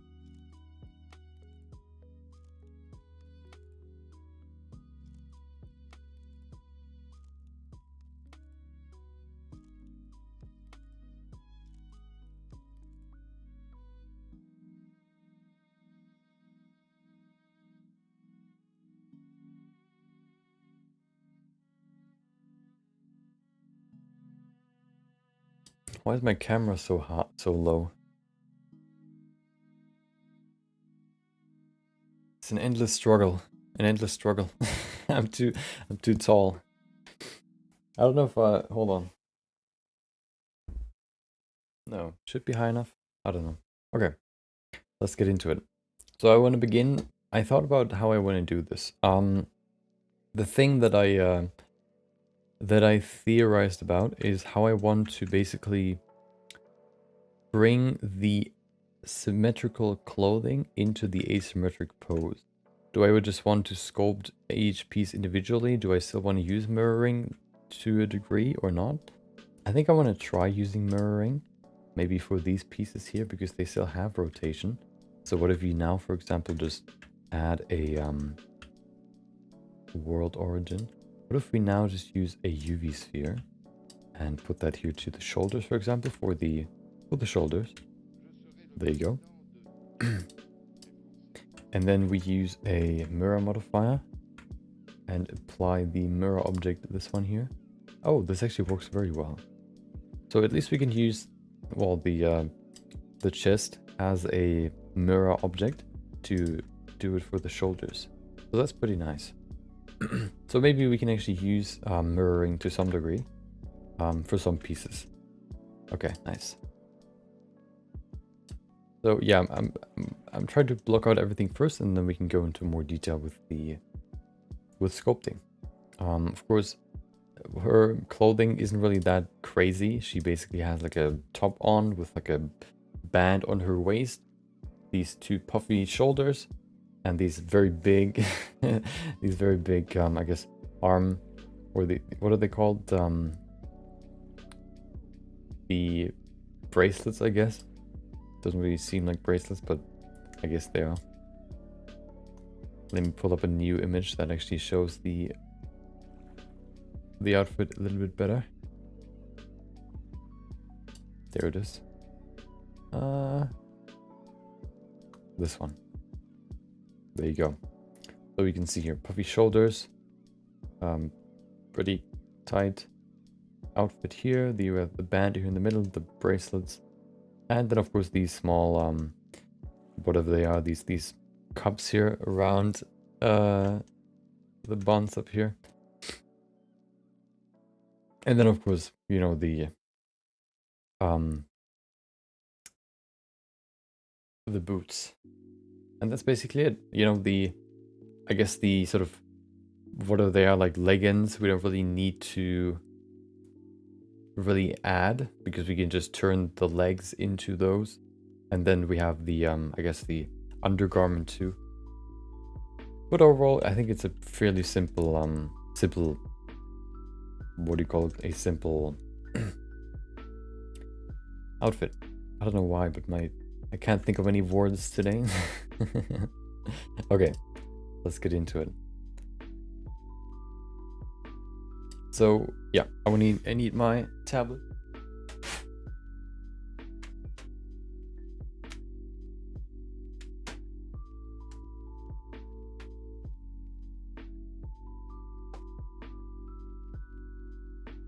There it is. Okay.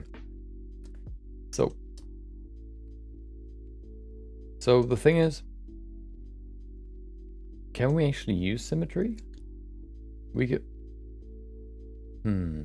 I don't think we can really, because the arms are different, so the rotation and all that would also be different. So I don't think we can actually use mirroring here. I guess we just have to do them individually, which shouldn't be a big deal. So let's do that.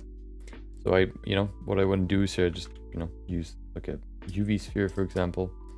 Do I want to use a UV sphere, or do I want to use a cube? I'm going to use a cube.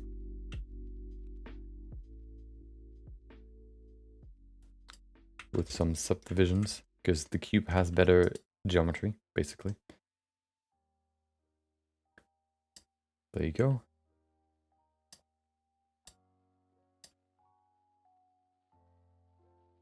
Okay. And then we can go into sculpting. We need to apply the modifier, or we can also use multi-resolution. I guess that makes more sense. 1, 2, 3. Let's go to 2 first. Make the big shapes. So, change the big shapes. And then we can go into the smaller details.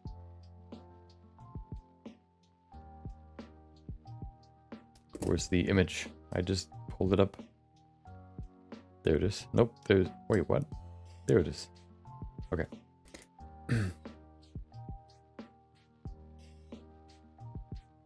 Yeah, so we're gonna, form everything first with sculpting, kind of, form the basic shapes, just how we saw it with the stag. And then we're gonna go into more detail. So here with the puffy shoulders are fairly simple. We can maybe just duplicate it to the other side too. We'll see. There you go. They roughly go over half the arm, which looks nice. Looks fitting. Maybe a little bit more volume here could help. Of course, we don't have that much geometry to work with, but still. Should be enough.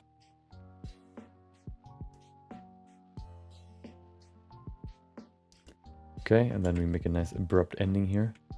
I'm not going to add these flaps at the end just yet. We can do that afterwards.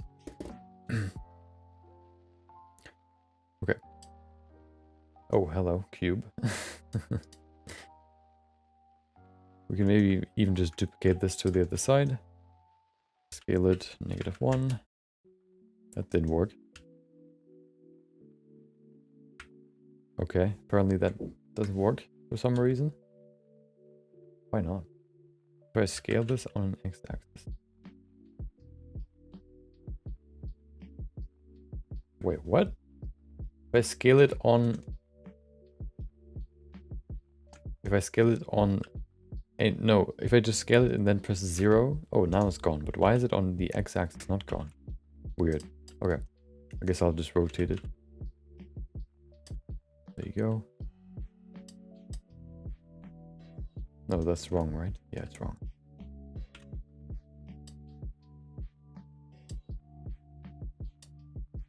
It doesn't really matter that it is in the exact position that we need it to be in. I just want to place it roughly in the right position and then we can still adjust it, you know? So I'm not trying to get it perfect. I think that should be good enough.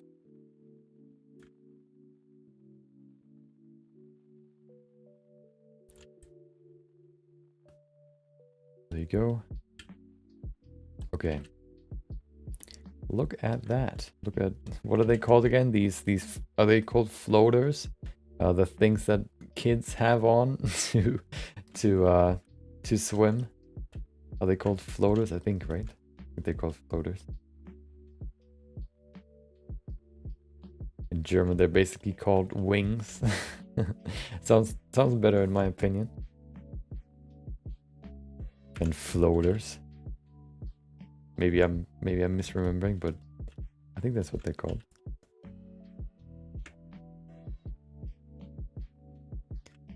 Okay. The left one looks smaller than the other one for some reason. I guess we can pull it out more. There you go.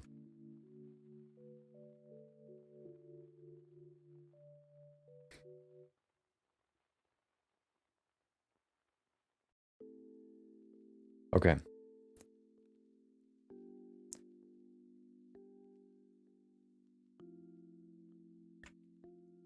That looks pretty good. Let's go to the next part. I think what I want to do for... Let's actually do the top. Shouldn't be too hard, actually. The way I would probably do this is just duplicate this part. And then we can go into sculpting. We don't have any, you know, any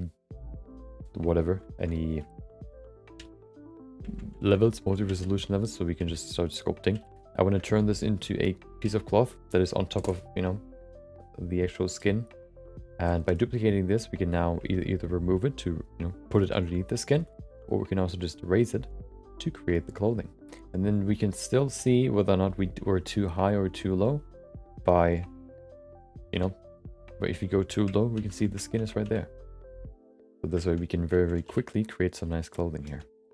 We can also see that she has this sort of neck part. So we can add that too.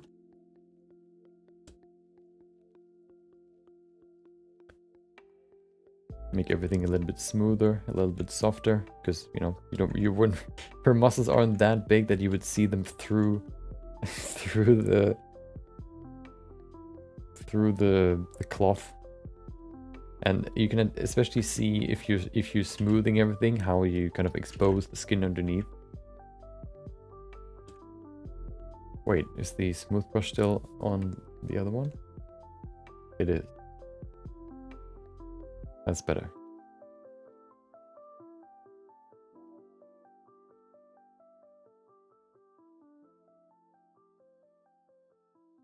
So I'm just trying to build like another layer of, you know, cloth over the actual original body, and then also add some cloth. I mean some folds to it.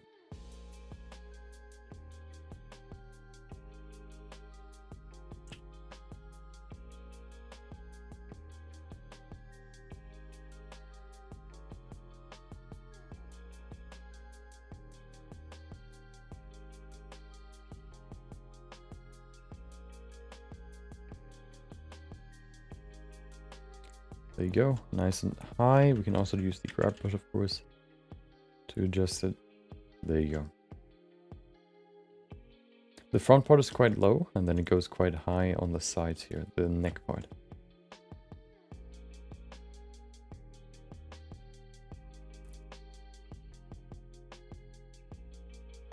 Okay, I think I want to retopologize this real quick so we have some better geometry. I don't know if that's too much. Let's see how much we need. Okay. That's pretty good, okay.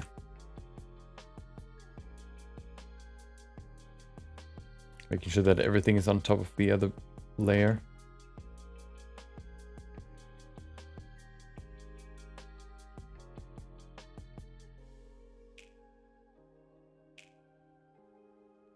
You oftentimes see these sort of stretch lines going from one to the other side. That's what I'm sculpting in right now. You have a slight inward bend here between the boobs, and then it looks something like this. Another thing you see is the... Well, you don't really see it yet, and I need to add it still, but the smaller details, I guess, we can keep... We can leave for later, but maybe we can kind of hint at it, that we have this little... this line right there, I guess, to open up the garment, you could say. I want to add that too. So maybe we can kind of hint at it by just adding this little bump right here going to the side.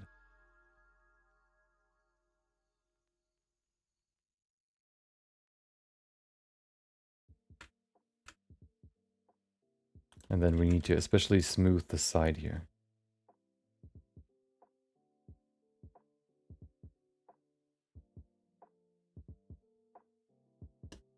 The good part about 3D printing is that we don't necessarily need perfectly retopologized geometry.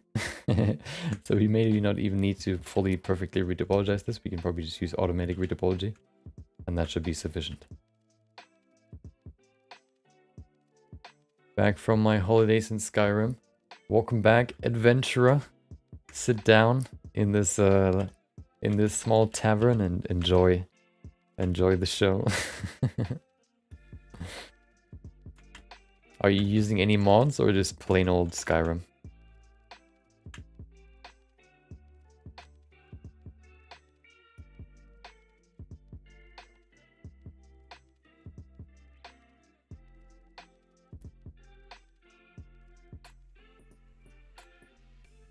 As I said yesterday, I tried Skyrim before, with and without mods.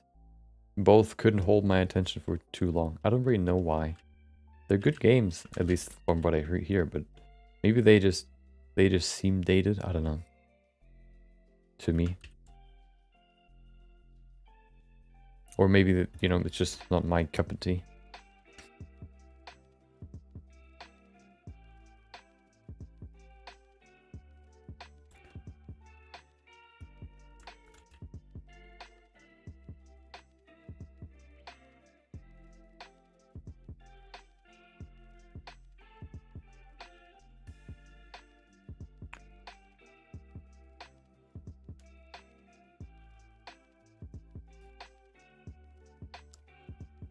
Okay.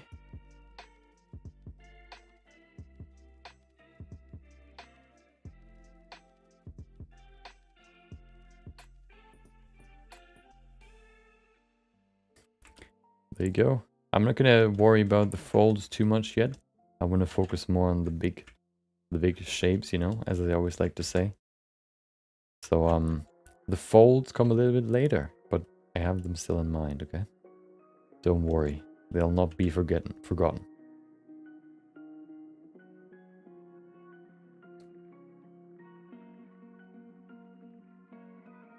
We can already hint at them a little bit by just using the crease brush, for example, or the clear strip brush. But yeah, we can look at those later a little bit. This looks kind of misshaped here.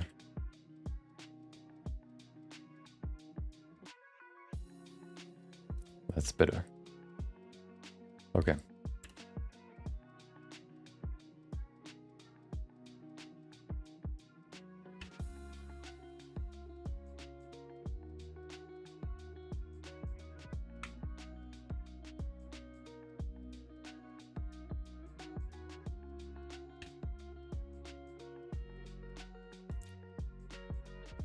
Do we have something in the back here? I don't think we have a back shot, right? We don't. Okay, well. Let's go to the crotch and also add clothing here. We have this, I don't know, what do you want to call that? Panties? I don't know if you would call that, or if this is just like a onesie that she has on. Panties are underneath the clothing, right? Like underneath jeans or whatever. I don't know if you would call them that.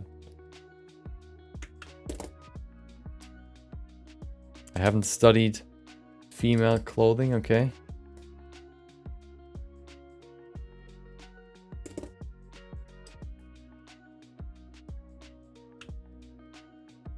There you go.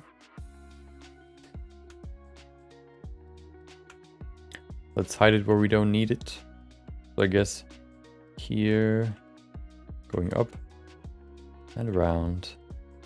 And then in the back, what would it look like in the back? Let's go to the side here first. This looks very risky.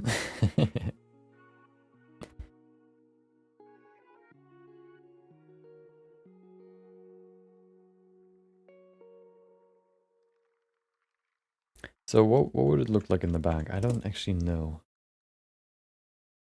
Do we have more reference images? I probably do. Let's see. Where's my reference sheet? There it is.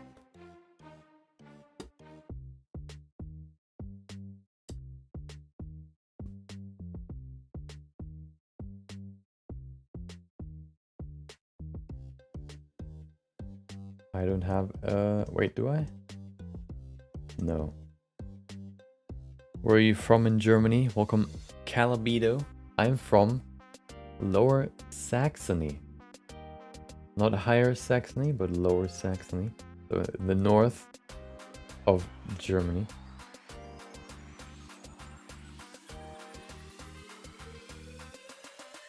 Yeah, I don't really have that many good back panty shots. You only sculpt in Blender? Yes, I do. I would like to sculpt in real life at some point, but I haven't really looked, I haven't really, you know, tried that too much, I guess. So I think Cami, maybe Cami could be a good inspiration. Hold on. Yeah, exactly.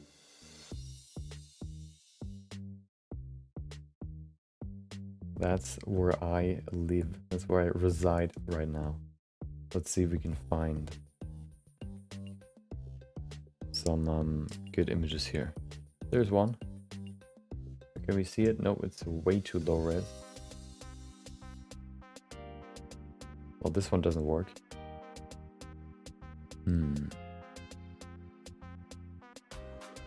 What about Cami model?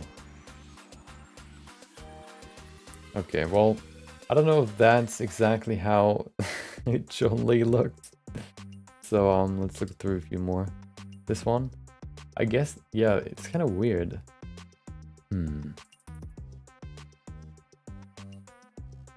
I actually, this is you know, just a hobby, and I do work. You know, I actually work in real life, or in you know, in as a graphic designer in an I guess advertisement agency. So yes, I do this as a hobby.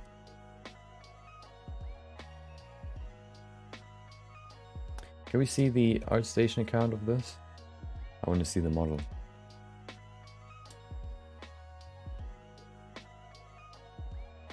Show me the artwork. I'm scared, but I'll dare it. Okay, it seems like. Can we see the back, please? Okay, it seems like it's just going straight through her crack, which I don't know. Okay, let's see how we can do it here. I guess it makes sense. Yeah, I guess let's just see what it looks like doing it like that. No sculpting in Blender. I guess you use ZBrush. Is that what you mean?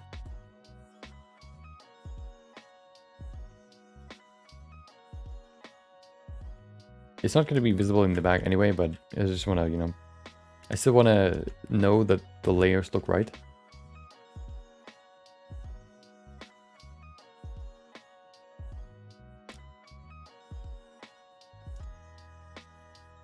There you go.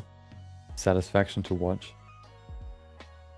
Yeah, I like this. I like the this method of sculpting clothing. It's not necessarily the best if you want to create like game characters or whatever. But it's pretty easy to do here with this. Okay, let's give it some detail. Of course, the surface or the cloth is very thin, so that could be a challenge, just to not kind of poke through and kind of see the skin through the cloth, but we'll get there. This is also going pretty high, so maybe to over here. There you go, make it nice and flat. See here, we have to make sure that it's not kind of poking through there. We can also use the crease brush to make the edges sharper. There you go. Maybe even add some folds, although it's not going to be that visible, so maybe we can add them later if we actually do see it.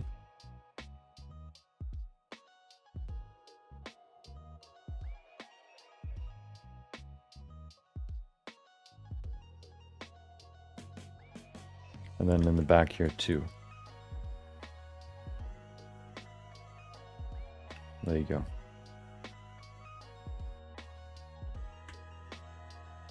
Pretty much getting shaped by the surface of the body, I guess, or by the skin.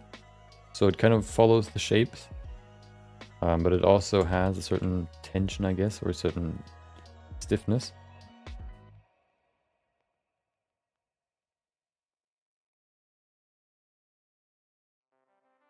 There you go. It goes quite deep. That's the problem here that I kind of need to figure out.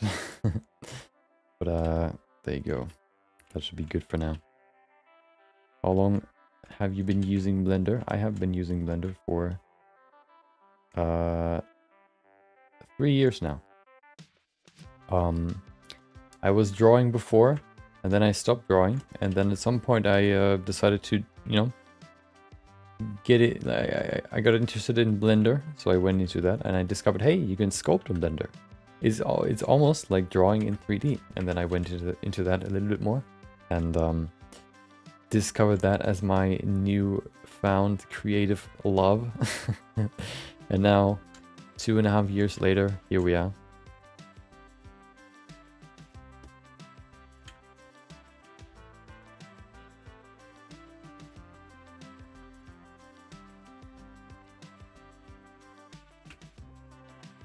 This looks kind of janky, but, you know, we can give it more details soon.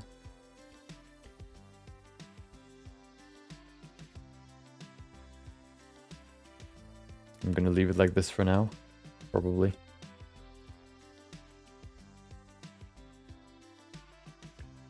This looks weird.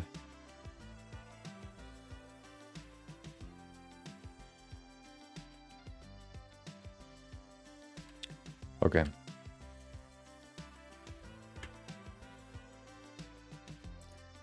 So you mostly sculpt?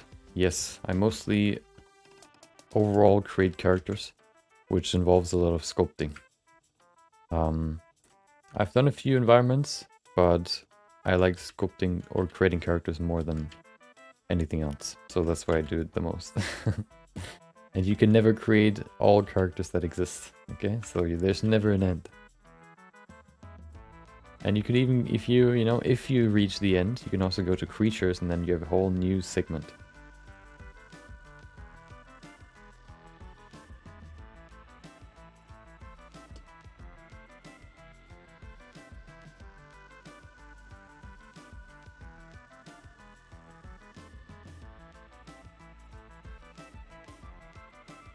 Are you using Blender by any chance?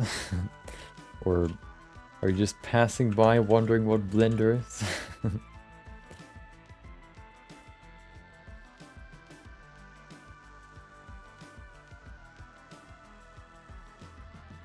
Okay. I think that's okay. Not amazing, but it's enough. Let's get into the band.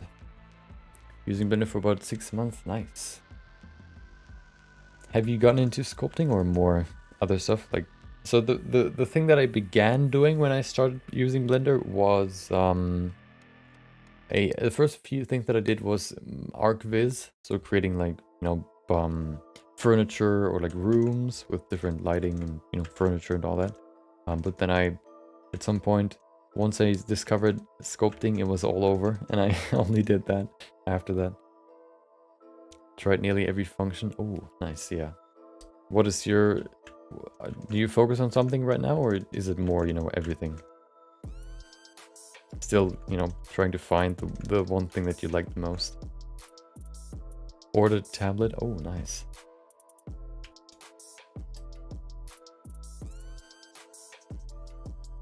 Yeah, tablet is definitely good choice if you want to sculpt. It's not necessary. You can sculpt without it, but it's definitely the more ergonomic route.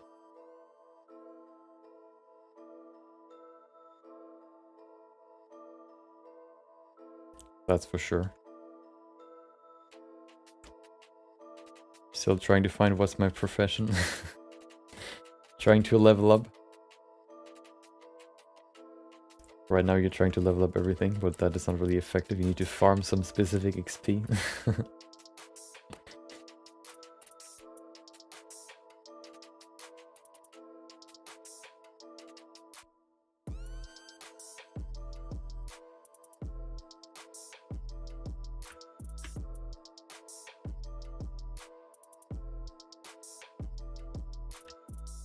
Yeah, so if you ever have any sculpting questions, you can always ask me. Or maybe I even have a video about it. For example, if your PC isn't that great, then I have a workflow for you that you can use to still sculpt, you know, at least still sculpt at all, or maybe sculpt with more detail. Okay, I'll see you. Enjoy your tablet. And thanks for joining. What do we find on our Blender? We find a whole lot of animations and some really cool ones at that. So seems like, yeah, we found some really cool animations and some really cool other pieces too. Well, like images, you know. We found one 3D print of a stag that looked very cool. We found an interesting sort of solution that with geometry nodes that you would usually see in games, where you can remove geometry that isn't visible for the camera, which was really interesting to see. The horizon for geometry node just it just gets bigger and bigger and bigger, basically.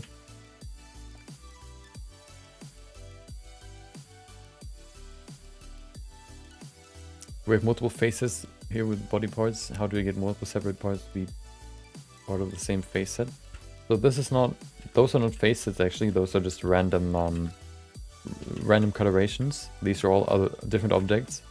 If you know, if I try to brush on this of course doesn't work. I can switch to it, but these are all different objects. As you can see here, I started with the body, and then I use the same body parts and use them as clothing. So now I'm kind of blocking out the clothing so that we can then afterwards go into the refinement process. Where's the... there it is. Wait. Ah, there you go. Yeah, so I'm blocking out the clothing right now.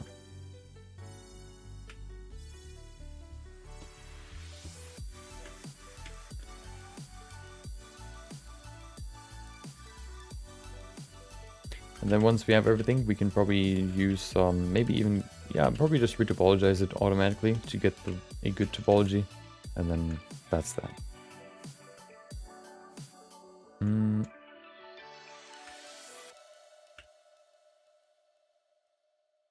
There you go.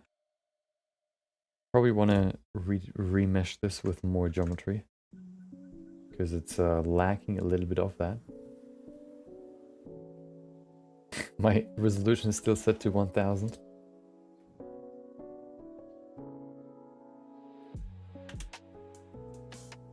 Okay, there it is. Let's give it some more detail, just a little bit. I don't want to go into too much just yet.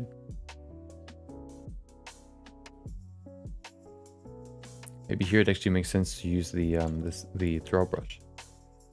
What is that? There's still a texture applied to it.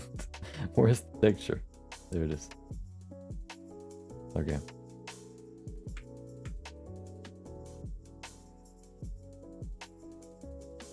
make a nice round ending here.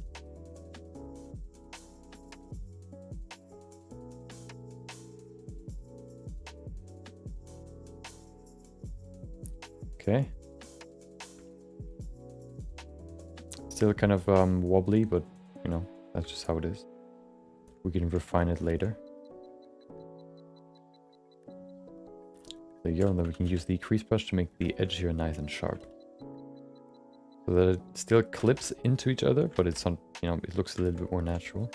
Because it doesn't look like it's clipping into each other. There's like a crease that suggests that it's, you know, that it's not clipping into each other.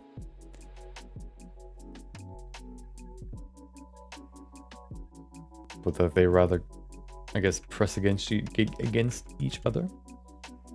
There you go.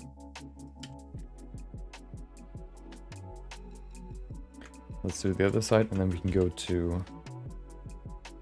Oh, we have to... How would I do the flaps right there? I guess we could do the arms first, and then we can go to these two, whatever those are. They shouldn't be a huge problem. We can probably just use the, you know, we can just probably just model them, because they're not really sort of, they don't need to shape around a body part, so we can just, I guess, you know, model them. That would probably be the easiest way to do it. We can maybe even look at the reference that we have here. Hold on. Wait, do we? Well, the reference that I have in my reference sheet.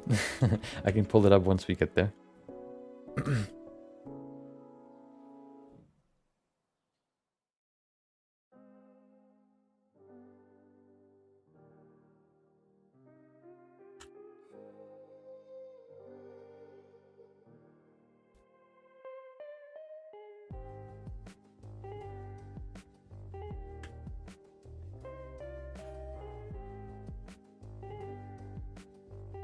And then using the crease brush again, make it nice and separated.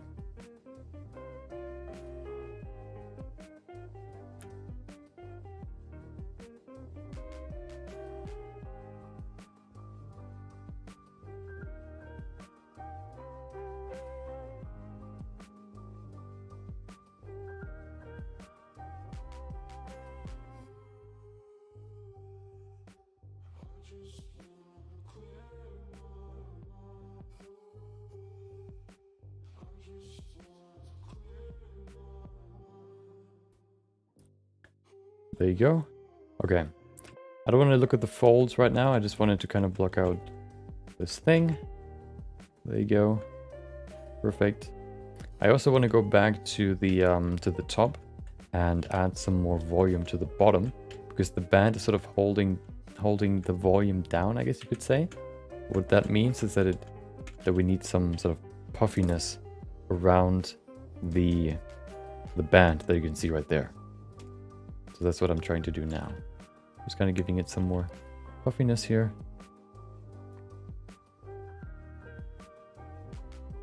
Like this. So you're sculpting multiple objects at once. They're all separate, and with Alt Q you can switch between them. Yep.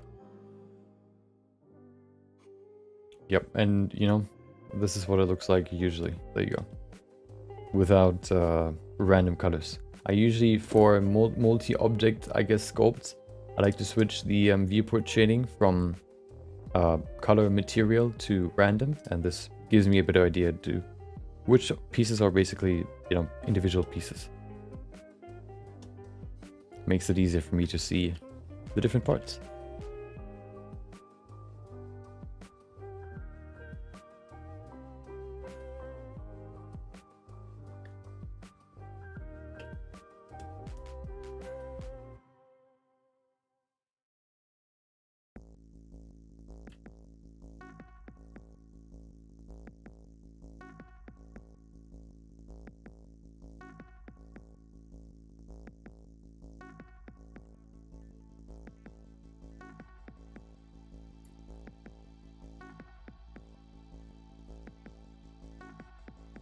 Okay. There you go. Some more puffiness here, and then we're good.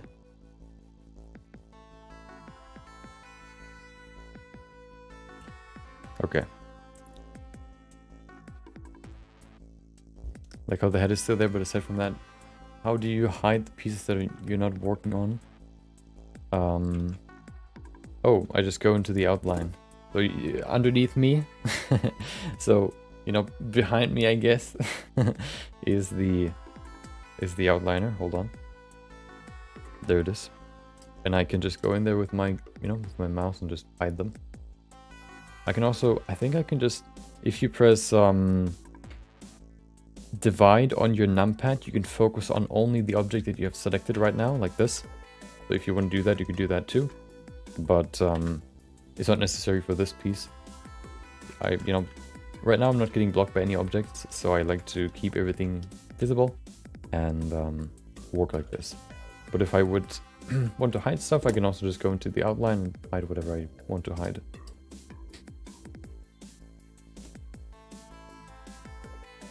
Oh, why is the head still down there? That's the old head. There it is. This is the new head. Or the actual head.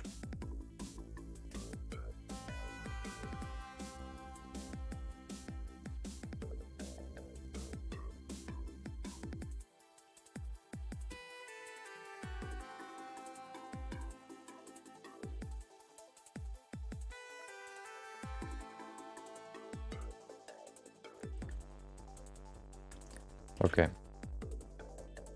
Of course, we would have more squashing and stretching over here because this part, you know, squashes together. And this part is more, I guess, elongated. So we would have more of a flat surface here, getting stretched rather than squashed. There you go.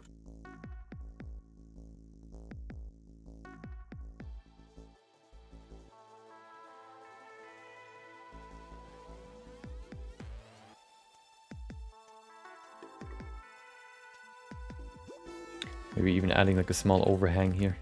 I don't want to go into too much folding right now, but this is probably a pretty big one that I want to add right now. There you go. Okay. Her waist looks quite thick. Maybe we need to adjust that afterwards. Right now I don't want to go into that.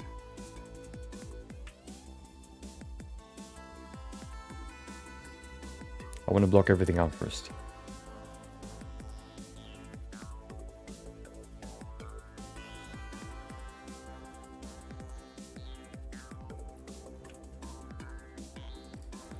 Okay, let's add the next part.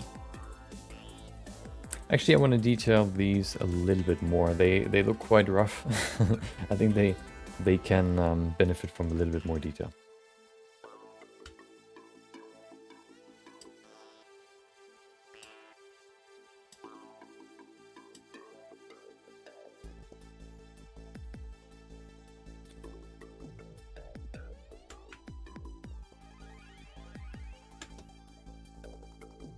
Let's give them the shape that they deserve.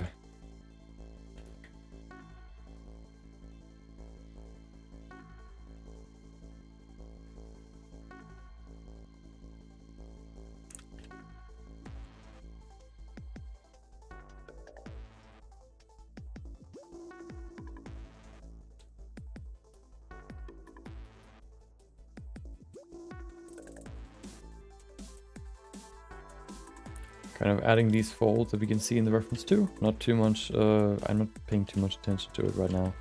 Kind of getting the main shape right. Getting it closer to what it should be.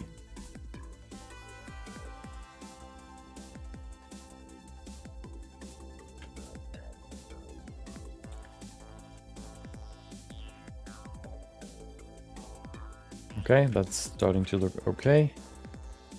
There you go. Let's go into the next part, which is the other side.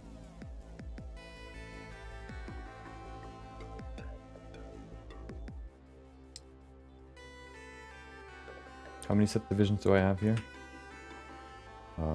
4. Perfect.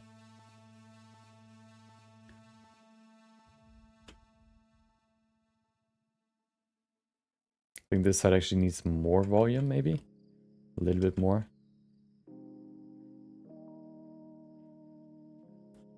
Let's use that opportunity to already kind of include these folds or kind of introduce them.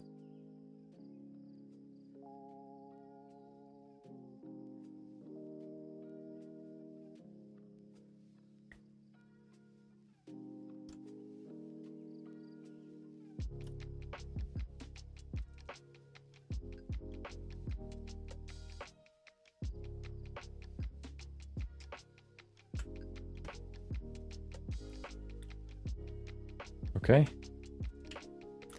And then we can use the crease brush again to add some detail to it. Refine the fold just a little bit.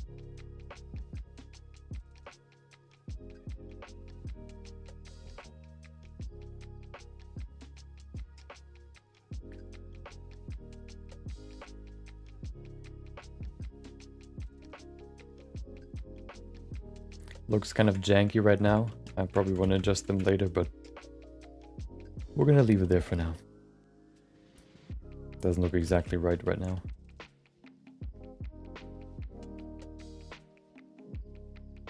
The jank can stay for now, okay?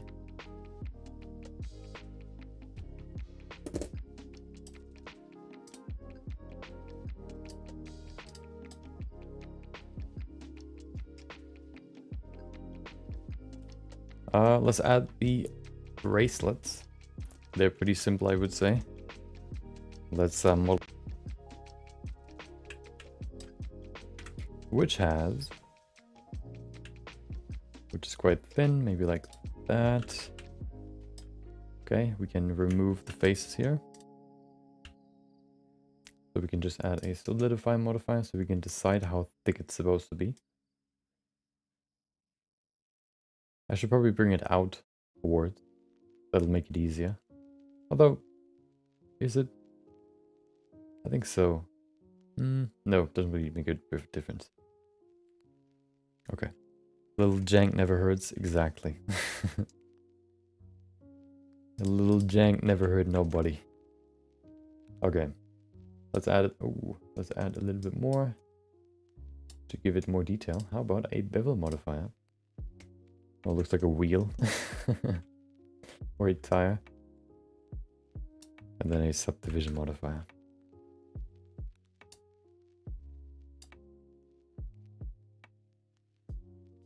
There you go. And then we can use... Oh, we need... What are those? The spikes. How would you make... I mean, we could use a cone, but cones are weird.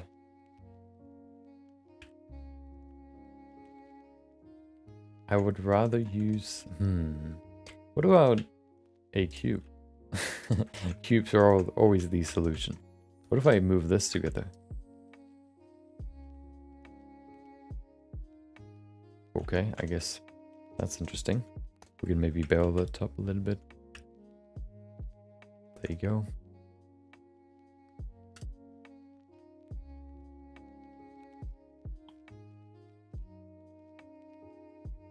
Okay. That looks pretty good to me. Maybe not as sharp as I would like it to be, but maybe we can fix it by just greasing it. Aha. Perfect.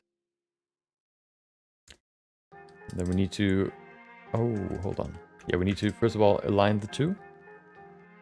Using a good old align tool. Sounds like a good, good idea. There you go. And then we can move this up. How many do we have? 1, 2, 3, 4, 5, 6, I guess. So this one's right there. Then we need a array modifier.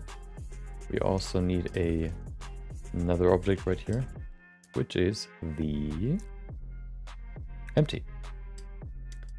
We say 6 objects, 1, 2, 3, 4, 5, 6. Relative offset off and object offset on, because we want to use the empty to rotate this around the tire.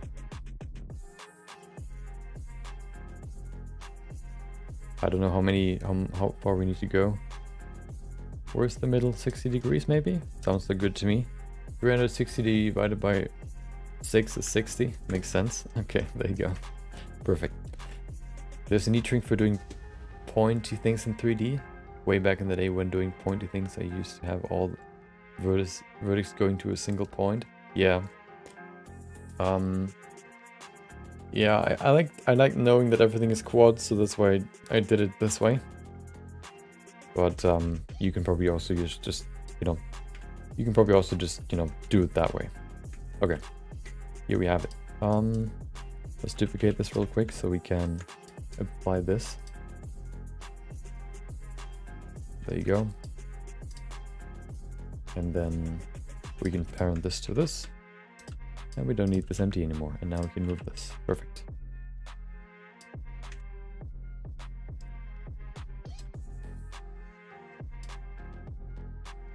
Quite big. How about we make it smaller?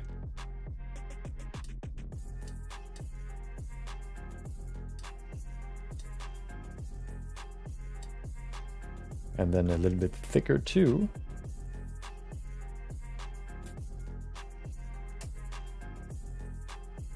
That's too much. Please. I think that's okay. Of course, the problem always with the bracelets is if they're round, they can't really like perfectly, you know, sit on the skin. So we have to kind of, you know, let it poke through a little bit. But that's just how it is. You have the same problem with arm braces oftentimes.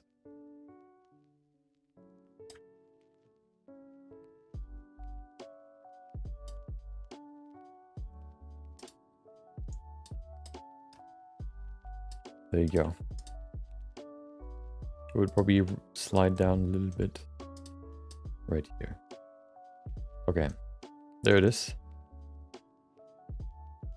They're definitely smaller than in the game, but I don't think that's bad. They might be a little bit too big. Well, of course, they're supposed to be visible in a fighting game, so they make some things bigger than they maybe need to be. Including the legs and also stuff like the details. Okay. Let's go to the buns. Is that what you call these? I think so, right? Or what do you call those? I can't remember.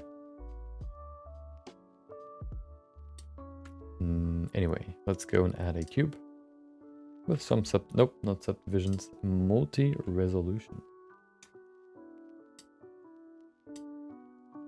There you go. 1, 2. Looks good to me. Make it smaller so I can reshape it. Okay. Or we also want to rotate it so that the top is right there. Perfect. And then apply scale. And then sculpting. Okay.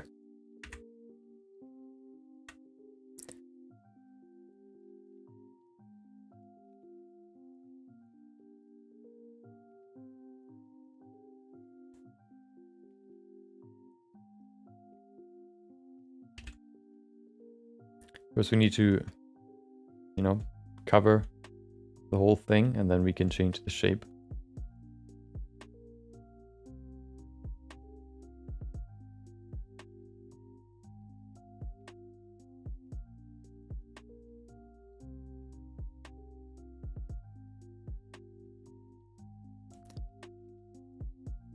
Okay, there it is. Let's see what it looks like. I think it's rounder. Is it? It's not necessarily rounder actually. I may make it a little bit rounder. We also have these sort of wobbly things on the outside, but we can do that afterwards. I have a neat little trick we can use there.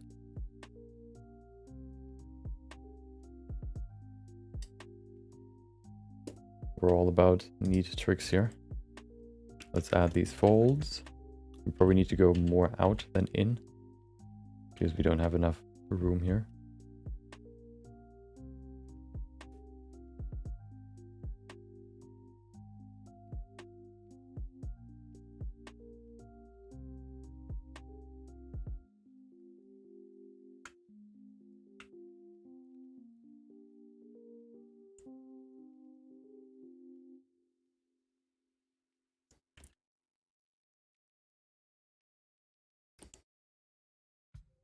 Okay.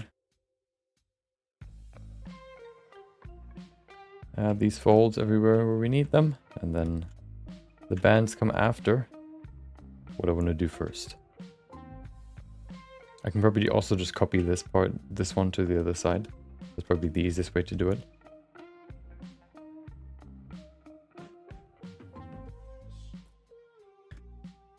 Okay.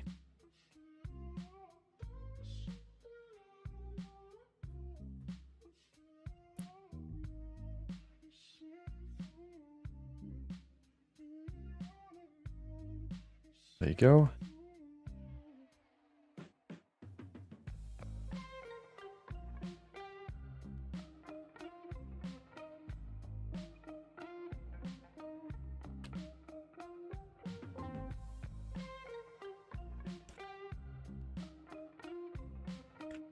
The reason why these folds exist is basically because, well, in the beginning you just have like a, like a piece of cloth which is flat, and by pushing it together you you crunch parts of the cloth together, which creates these folds right there.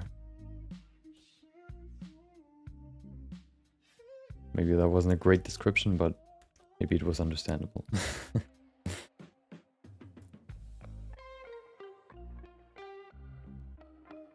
Okay, and then a few more here.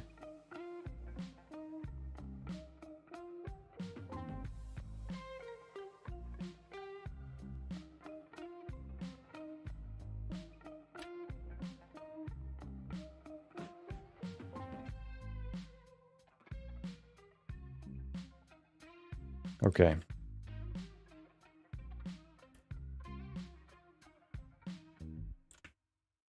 Perfect. So, here's the first one. Let's copy to the other side, and then we can go to the fun stuff. Wait, oh, hold on. We can just use a mirror modifier, right? And then mirror it on the head. Aha, perfect. Look at that. Okay. The next thing is the little, I don't know what they're called, wobbly things. I have two ways how we could do it. Either with arrays or with sculpting. I think arrays might be easier. Yeah, I think I'm gonna do arrays. So let's do it.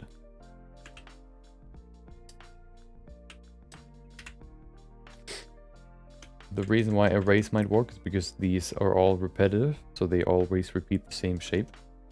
So let's create that shape first, and then we can get into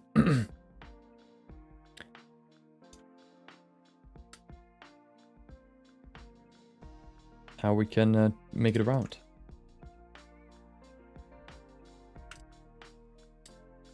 Okay, there you go. That's basically it. Add this part here. We also need to make one side smaller. Or we can do that afterwards. Let's first work on this part. What do I want to do? I want to add one more cut here to make it a little bit sharper on the edges. And then this part needs to be lower a little bit.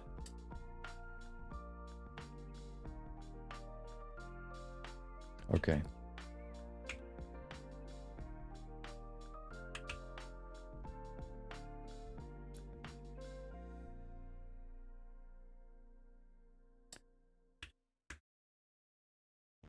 Okay. Scrunchy ribbon thing, exactly. Welcome back, 420. 420, oh. Okay, I see what you did there. Let's add the array. So I think the way we could do this is by using a curve. Which curve? The circle curve. There it is. Look at its beauty. And then we can use a curve modifier. But we need to align these two first so they have the same pivot point. Otherwise they have a weird offset. There you go. Curve modifier. Perfect. So this already pushes together the middle. And then if we use an array modifier with, we need to set it in front, I think. There needs, isn't there, there it is, merge them together. Distance. Okay. Maybe we should keep it at 0.01 and then just bring it closer together. Or we can also just, hold on. We need to sharpen the edge. So if we select these and E, nope. How about this one? Nope, I guess we have to do all of them. Perfect. Nice, okay. That's better. Look at that, perfect. Okay, and then we need to increase the array. We can also use, instead of relative offset, we can use which one is it?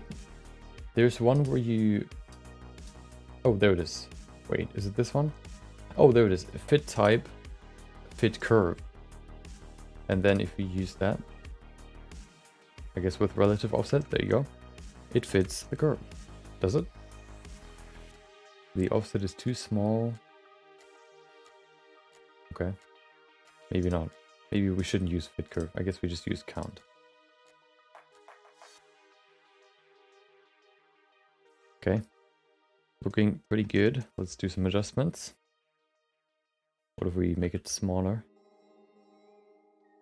Wait. First thing what I want to do is I want to scale the middle here a little bit lower. On this point here. So this is supposed to be the pivot point, or the pivot point, I guess. Anchor point. So I'm going to select all this, use the 3D cursor as the anchor point, scale it down on the, no, we just have to scale it down. Maybe not on the edge here, but all the others. There you go. Not too much, maybe like that. See what that looks like. It went exactly in the wrong direction. Perfect. Wait, why? Oh, because it's the outside. Interesting.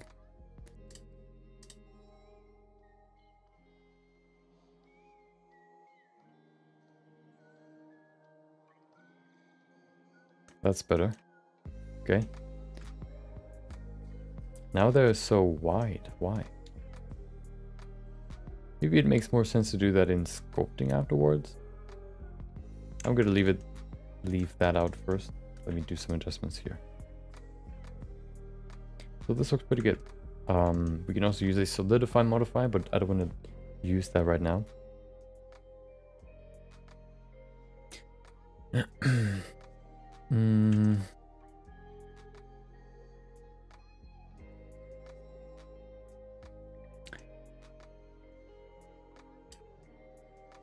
Oh, it works, but it doesn't look that great.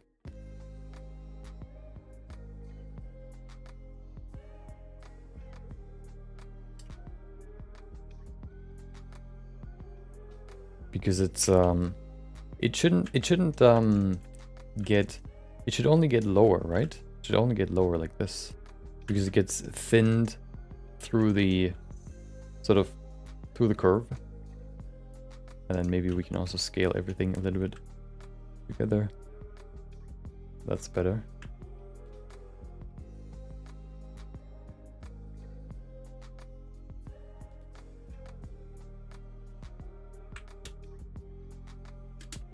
There you go. That looks pretty good. Okay. Maybe, yeah, we need to definitely keep the modifiers for now, because we need to fit it onto these pieces here. Onto the buns. Let's see. Looks like some sort of mechanical piece.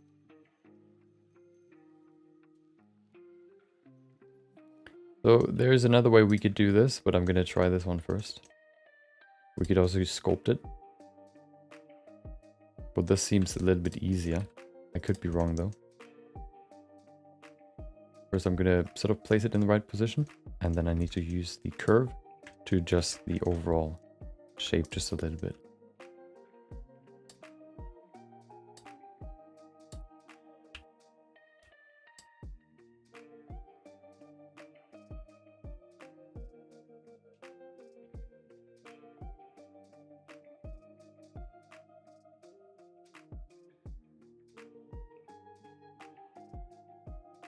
There you go.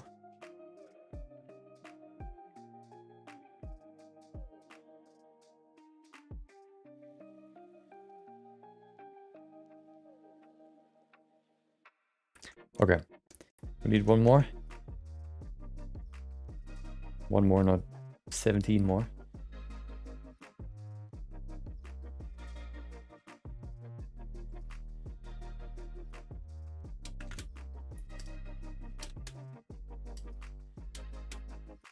Dude, please merge. Perfect. That looks okay. It's not... Well, of course, it doesn't have any thickness right now. So if we had a solidify modifier, we would get that. Which definitely helps. I guess the fine-tuning we can do afterwards. Yeah, we can leave it there for now. Then once again, we can use a mirror modifier to place it on the other side, hopefully. Look at that. Perfect. Easy. Okay. On to the actual ribbon. This will be interesting. I don't have a back view. Do I? Hold on. Oh, I do. Okay, so this will be interesting because I need to figure out how to use curves to create a ribbon with a double ribbon, even worse.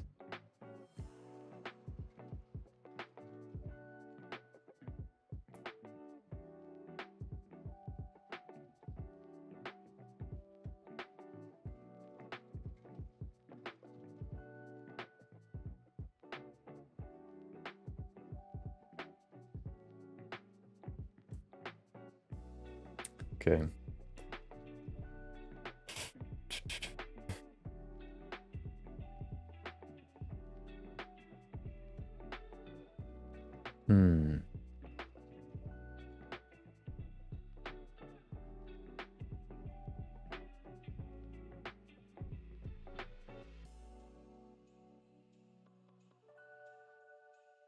Okay, so let's create the ribbon first. Shouldn't be too hard. We can just use a curve. Once again. Not a Bezier curve, please. I want to have a path. I like paths more because of the spline that they have, or the pieces here. I can just move the point and it automatically does the smoothing. I don't have to adjust all the different arms. Then we should just be able to go into geometry and change, first of all, extrude, extrude, and then also offset. No, not offset. How do you make it round again? There it is, depth. That looks pretty good. Looks like a ribbon to me. Maybe it's a little bit thin. We need to keep in mind that this is supposed to be 3D printed, so it can't be too thin. But I guess that comes down to experiment at the end.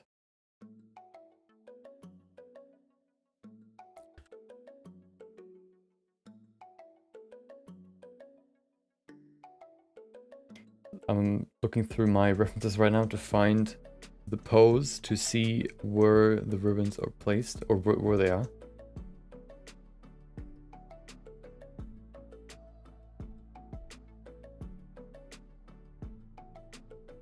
Okay. They just fly backwards, okay. Let's see.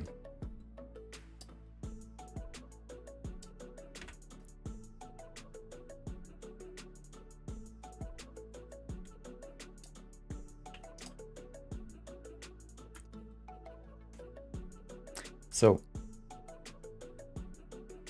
first of all, I think I need to start, I need to rotate the curve.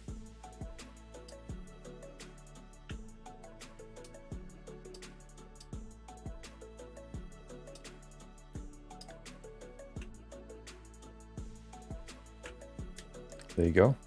So I can stick it in there, so it doesn't just start from nowhere.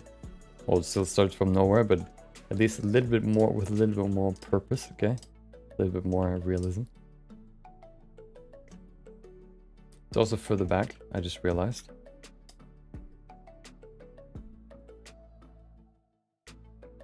Okay.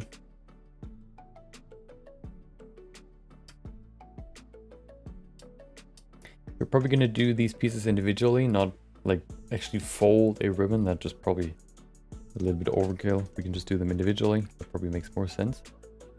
So we have 4 on each side. They're not that long actually, which is good.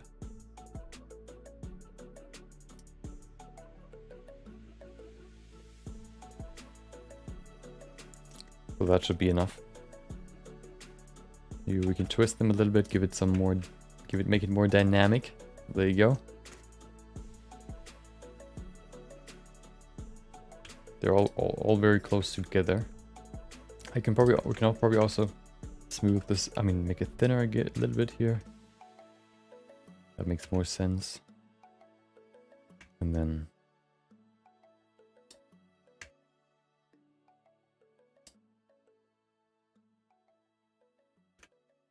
add some variation to them.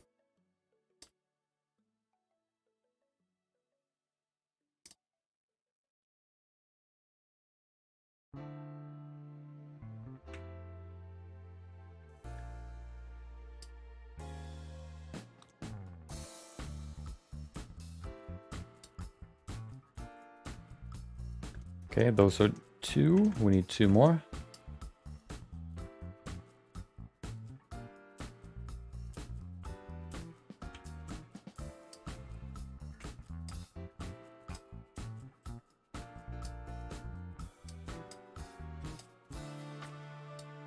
Let's add one above here, like that. Perfect. Maybe to the side. Looking pretty nice. Perfect. Let me sit down again.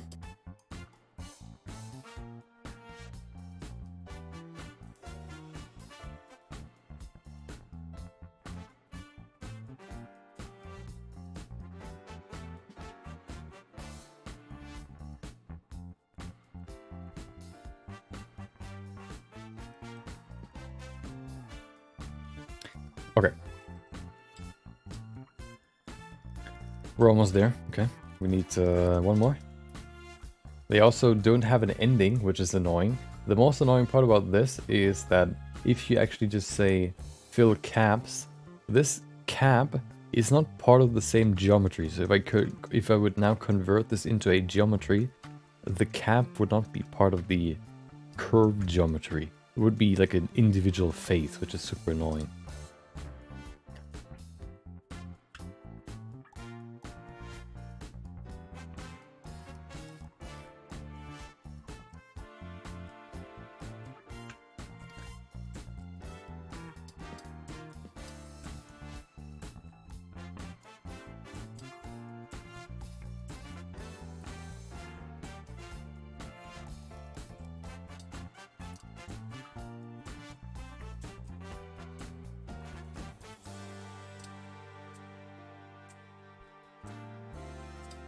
There you go.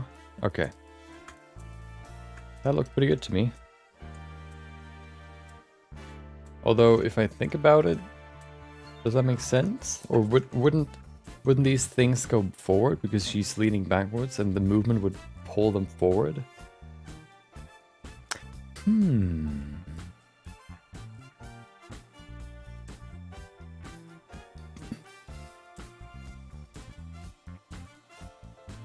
I guess it could also be that they're right now like in the second part of the movement, so she's leaning back, they move forward, and then they swing back again.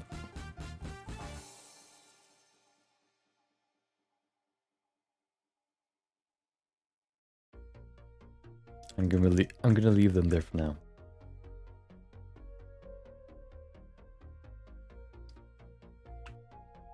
I'm actually gonna copy these because I want to change the shape a little bit so that they don't look perfectly mirrored. I'm gonna do the same for the other objects too afterwards, but I don't know how it mirrors curves. I don't think you can just mirror curves and then apply them so that you have more on the other side. You actually have to turn it into geometry to apply the mirror, which is not what I want right now, at least.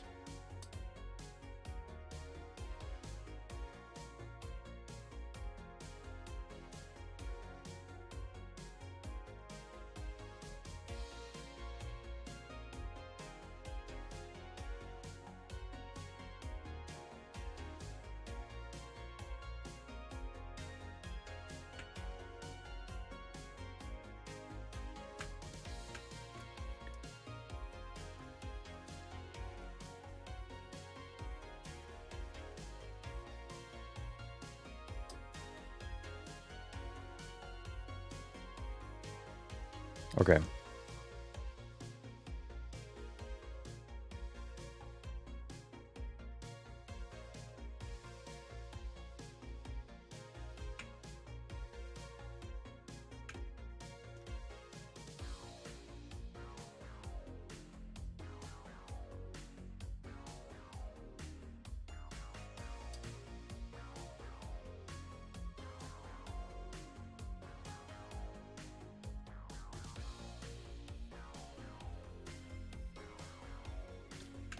Okay, there you go.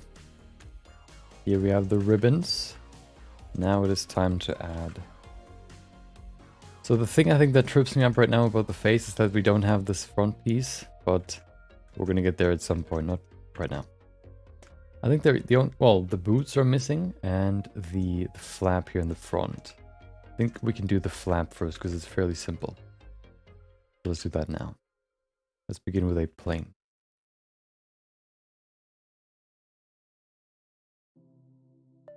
First thing, what I want to do is I want to, can I mirror it on the hip? Is the hip rotated? It is.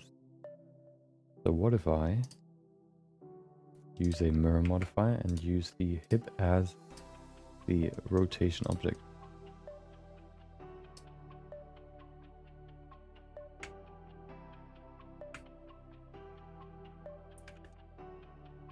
That should work. Okay. Somewhat. Maybe not perfectly, but it should it? No, it doesn't work. Well, maybe it doesn't work. Okay.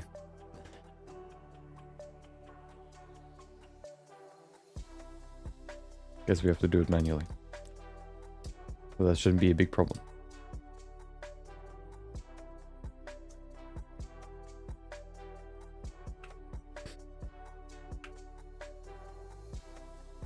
We can use surface snapping to just kind of, snap it onto the surface of the lower layer, I guess.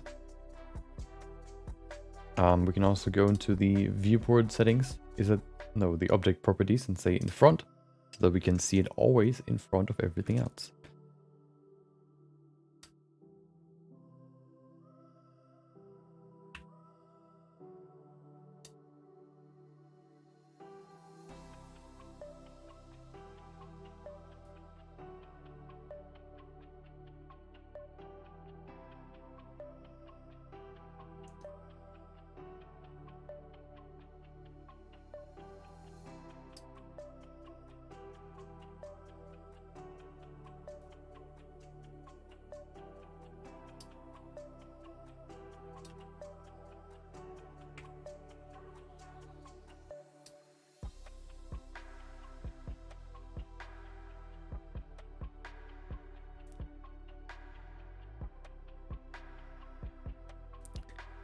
Okay.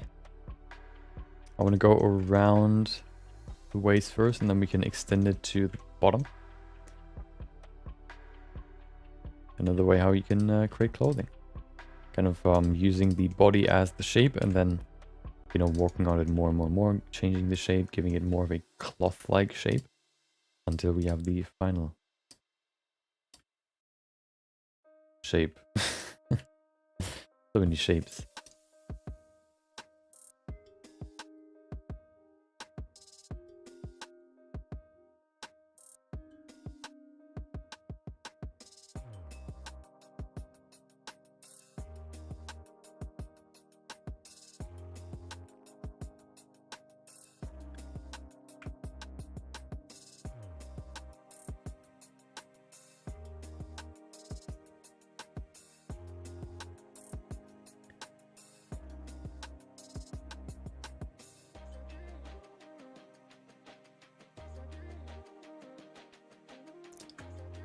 Welcome, Richard. Hope you enjoyed your Thursday. Was geht?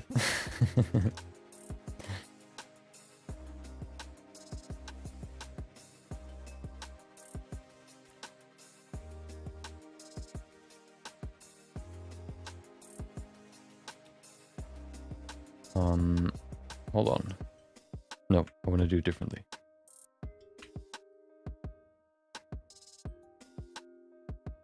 I want to pull this up, and then I can add a new layer here, which I can then split. Perfect.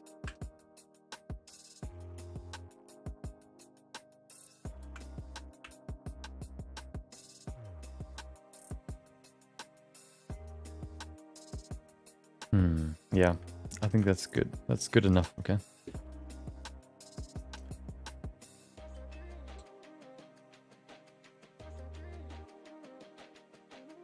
So, I have been doing Blender for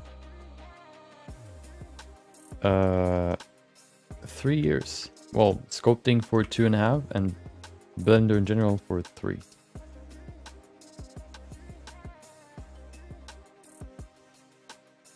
I started in February of 2019.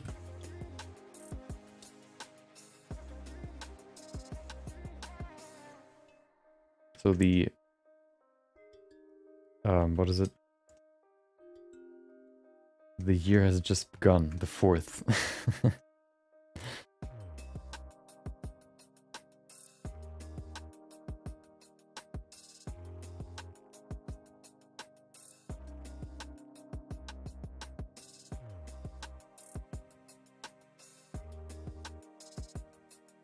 Okay.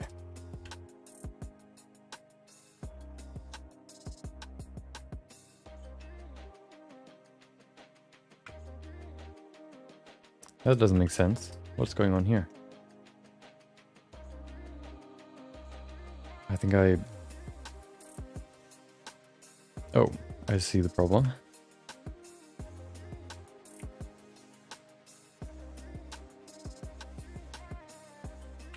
That's it. Perfect. Okay. Do you use Blender, or are you interested?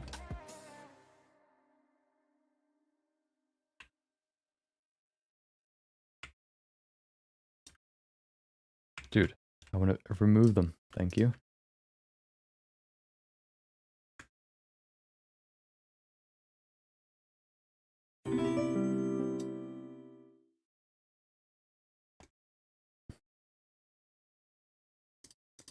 Welcome, Jan. Hope you enjoyed your Thursday. And of course, Richard, hope you enjoyed your Thursday.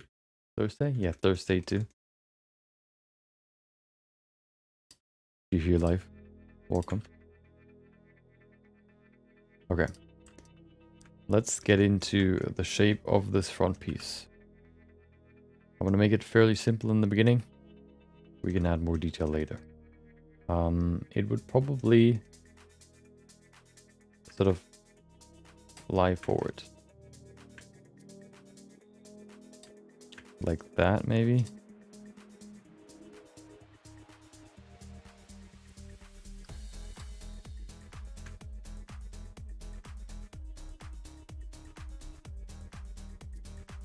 Kind of try to envision what what it would look like. Kind of hard to think about.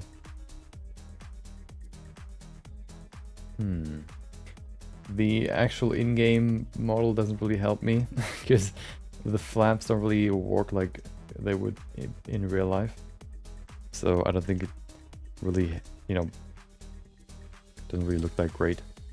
Let me add some subdivisions right now so I can make it a little bit smoother at least. That's better.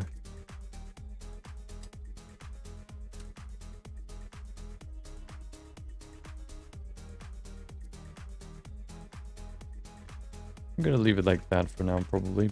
Oh, it needs to be longer though, and also wider.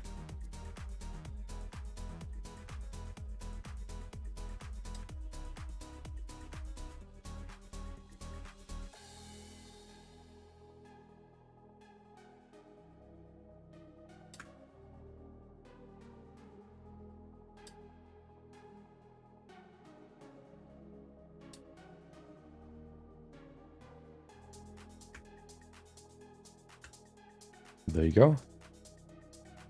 Okay.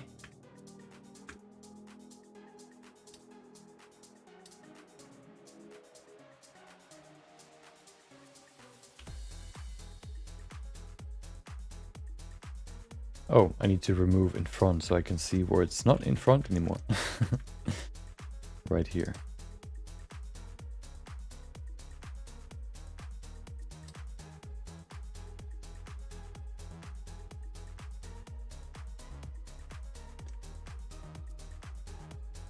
Perfect.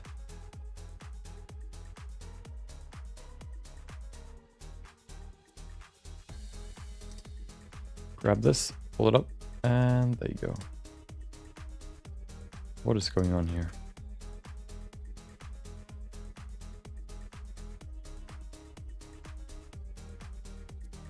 Okay, perfect.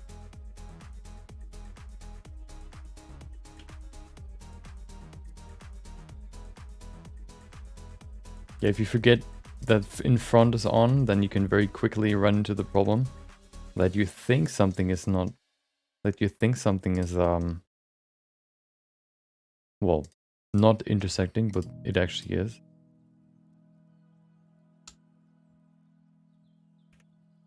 But that looks pretty good. Let's add a solidify modifier to this too.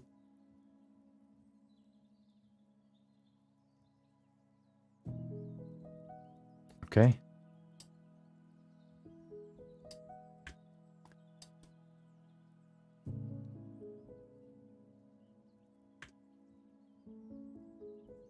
Looking pretty nice. Let's go to the back now. Get that done. We have two pieces in the back, which is annoying, but it is what it is. Let's see how we can do that. I guess we can just split this piece.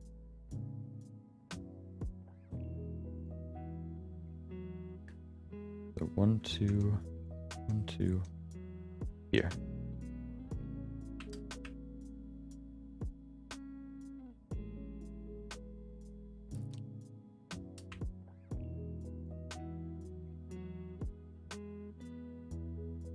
So we need to go lower, maybe to... do I have a back shot?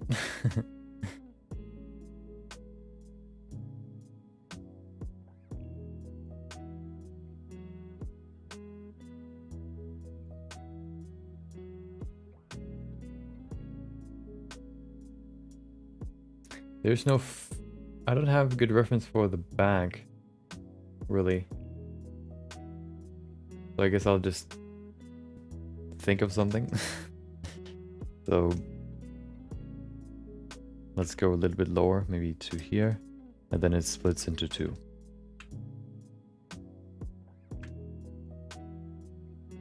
I think that's a good idea.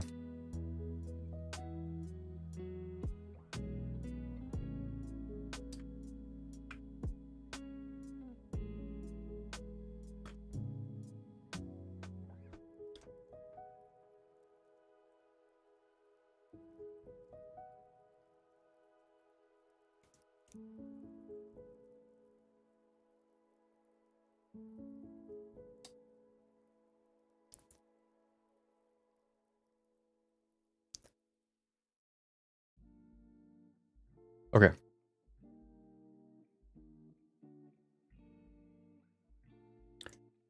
Let's get into it. So this is good. Now we need to split it. I want to split it right here, so we're just going to extend one of them and then do the other. We have to make sure that they're roughly the same width. Right now they're definitely not. So we need to just a few things here and there. I think wait, did I pick the wrong one? Isn't that the middle? I think that's the middle, right? No, it's not. There's no middle. Oh, there is. Wait. Yeah, I missed it.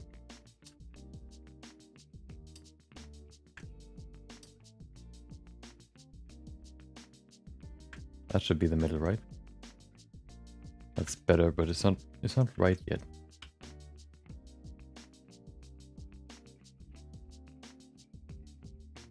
This should be the middle, but it's 1, 2, 3. Wait, did I?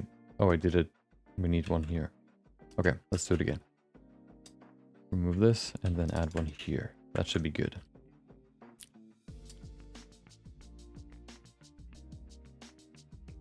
Okay.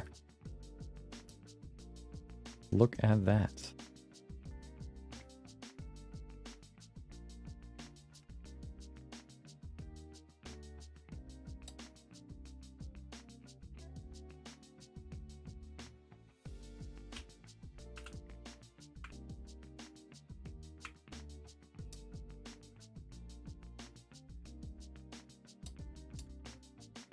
So, and then we have 1, 2, 3, 4 here, 1, 2, 3, 4 there. Perfect. Okay. So how would they split? No, how would they move? I don't think they would really do that much. I think they can actually go forward. Let's do that. Somewhere over here, quite low, of course. And then we can add 2 more, maybe 3 more.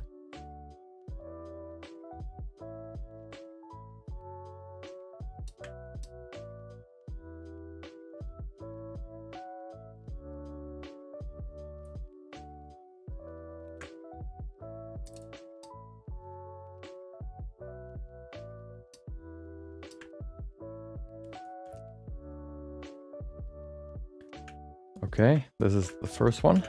Let's go to the next one. This one can probably be pretty similar. It need to be longer, I think. Even longer than what we have right now. Is it? Does it? No, I think it's good.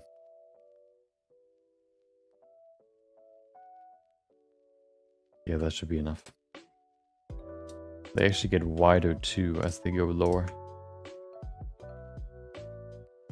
Okay.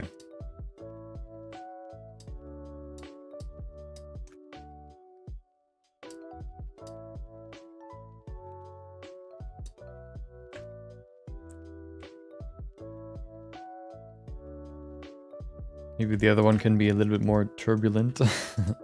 Going to the back, maybe. Like this.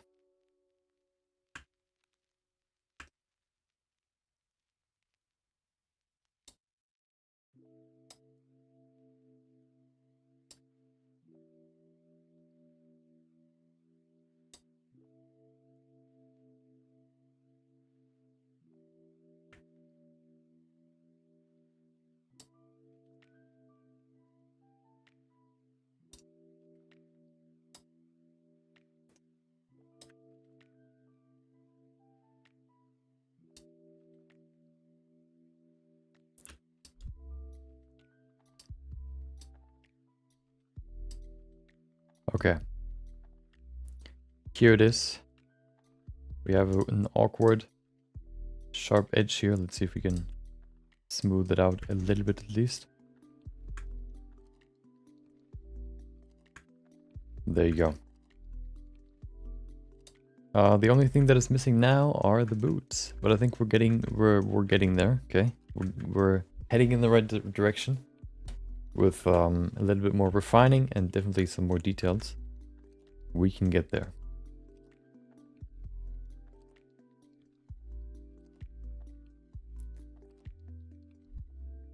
Yep. So this will be the end for today.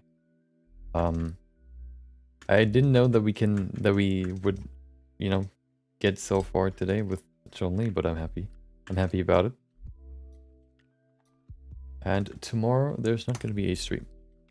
Tomorrow, yeah, as always, the next stream is going to be on Monday. And then I don't know what I'm going to do there, but you're going to hear about it on Monday. So, thank you for joining. Hope you enjoyed the stream. Thank you for joining. Thank you for watching. Thank you for listening, chatting, or just being here. Hope you enjoy the rest of your day. Maybe I'll see you next time. But until then, take care.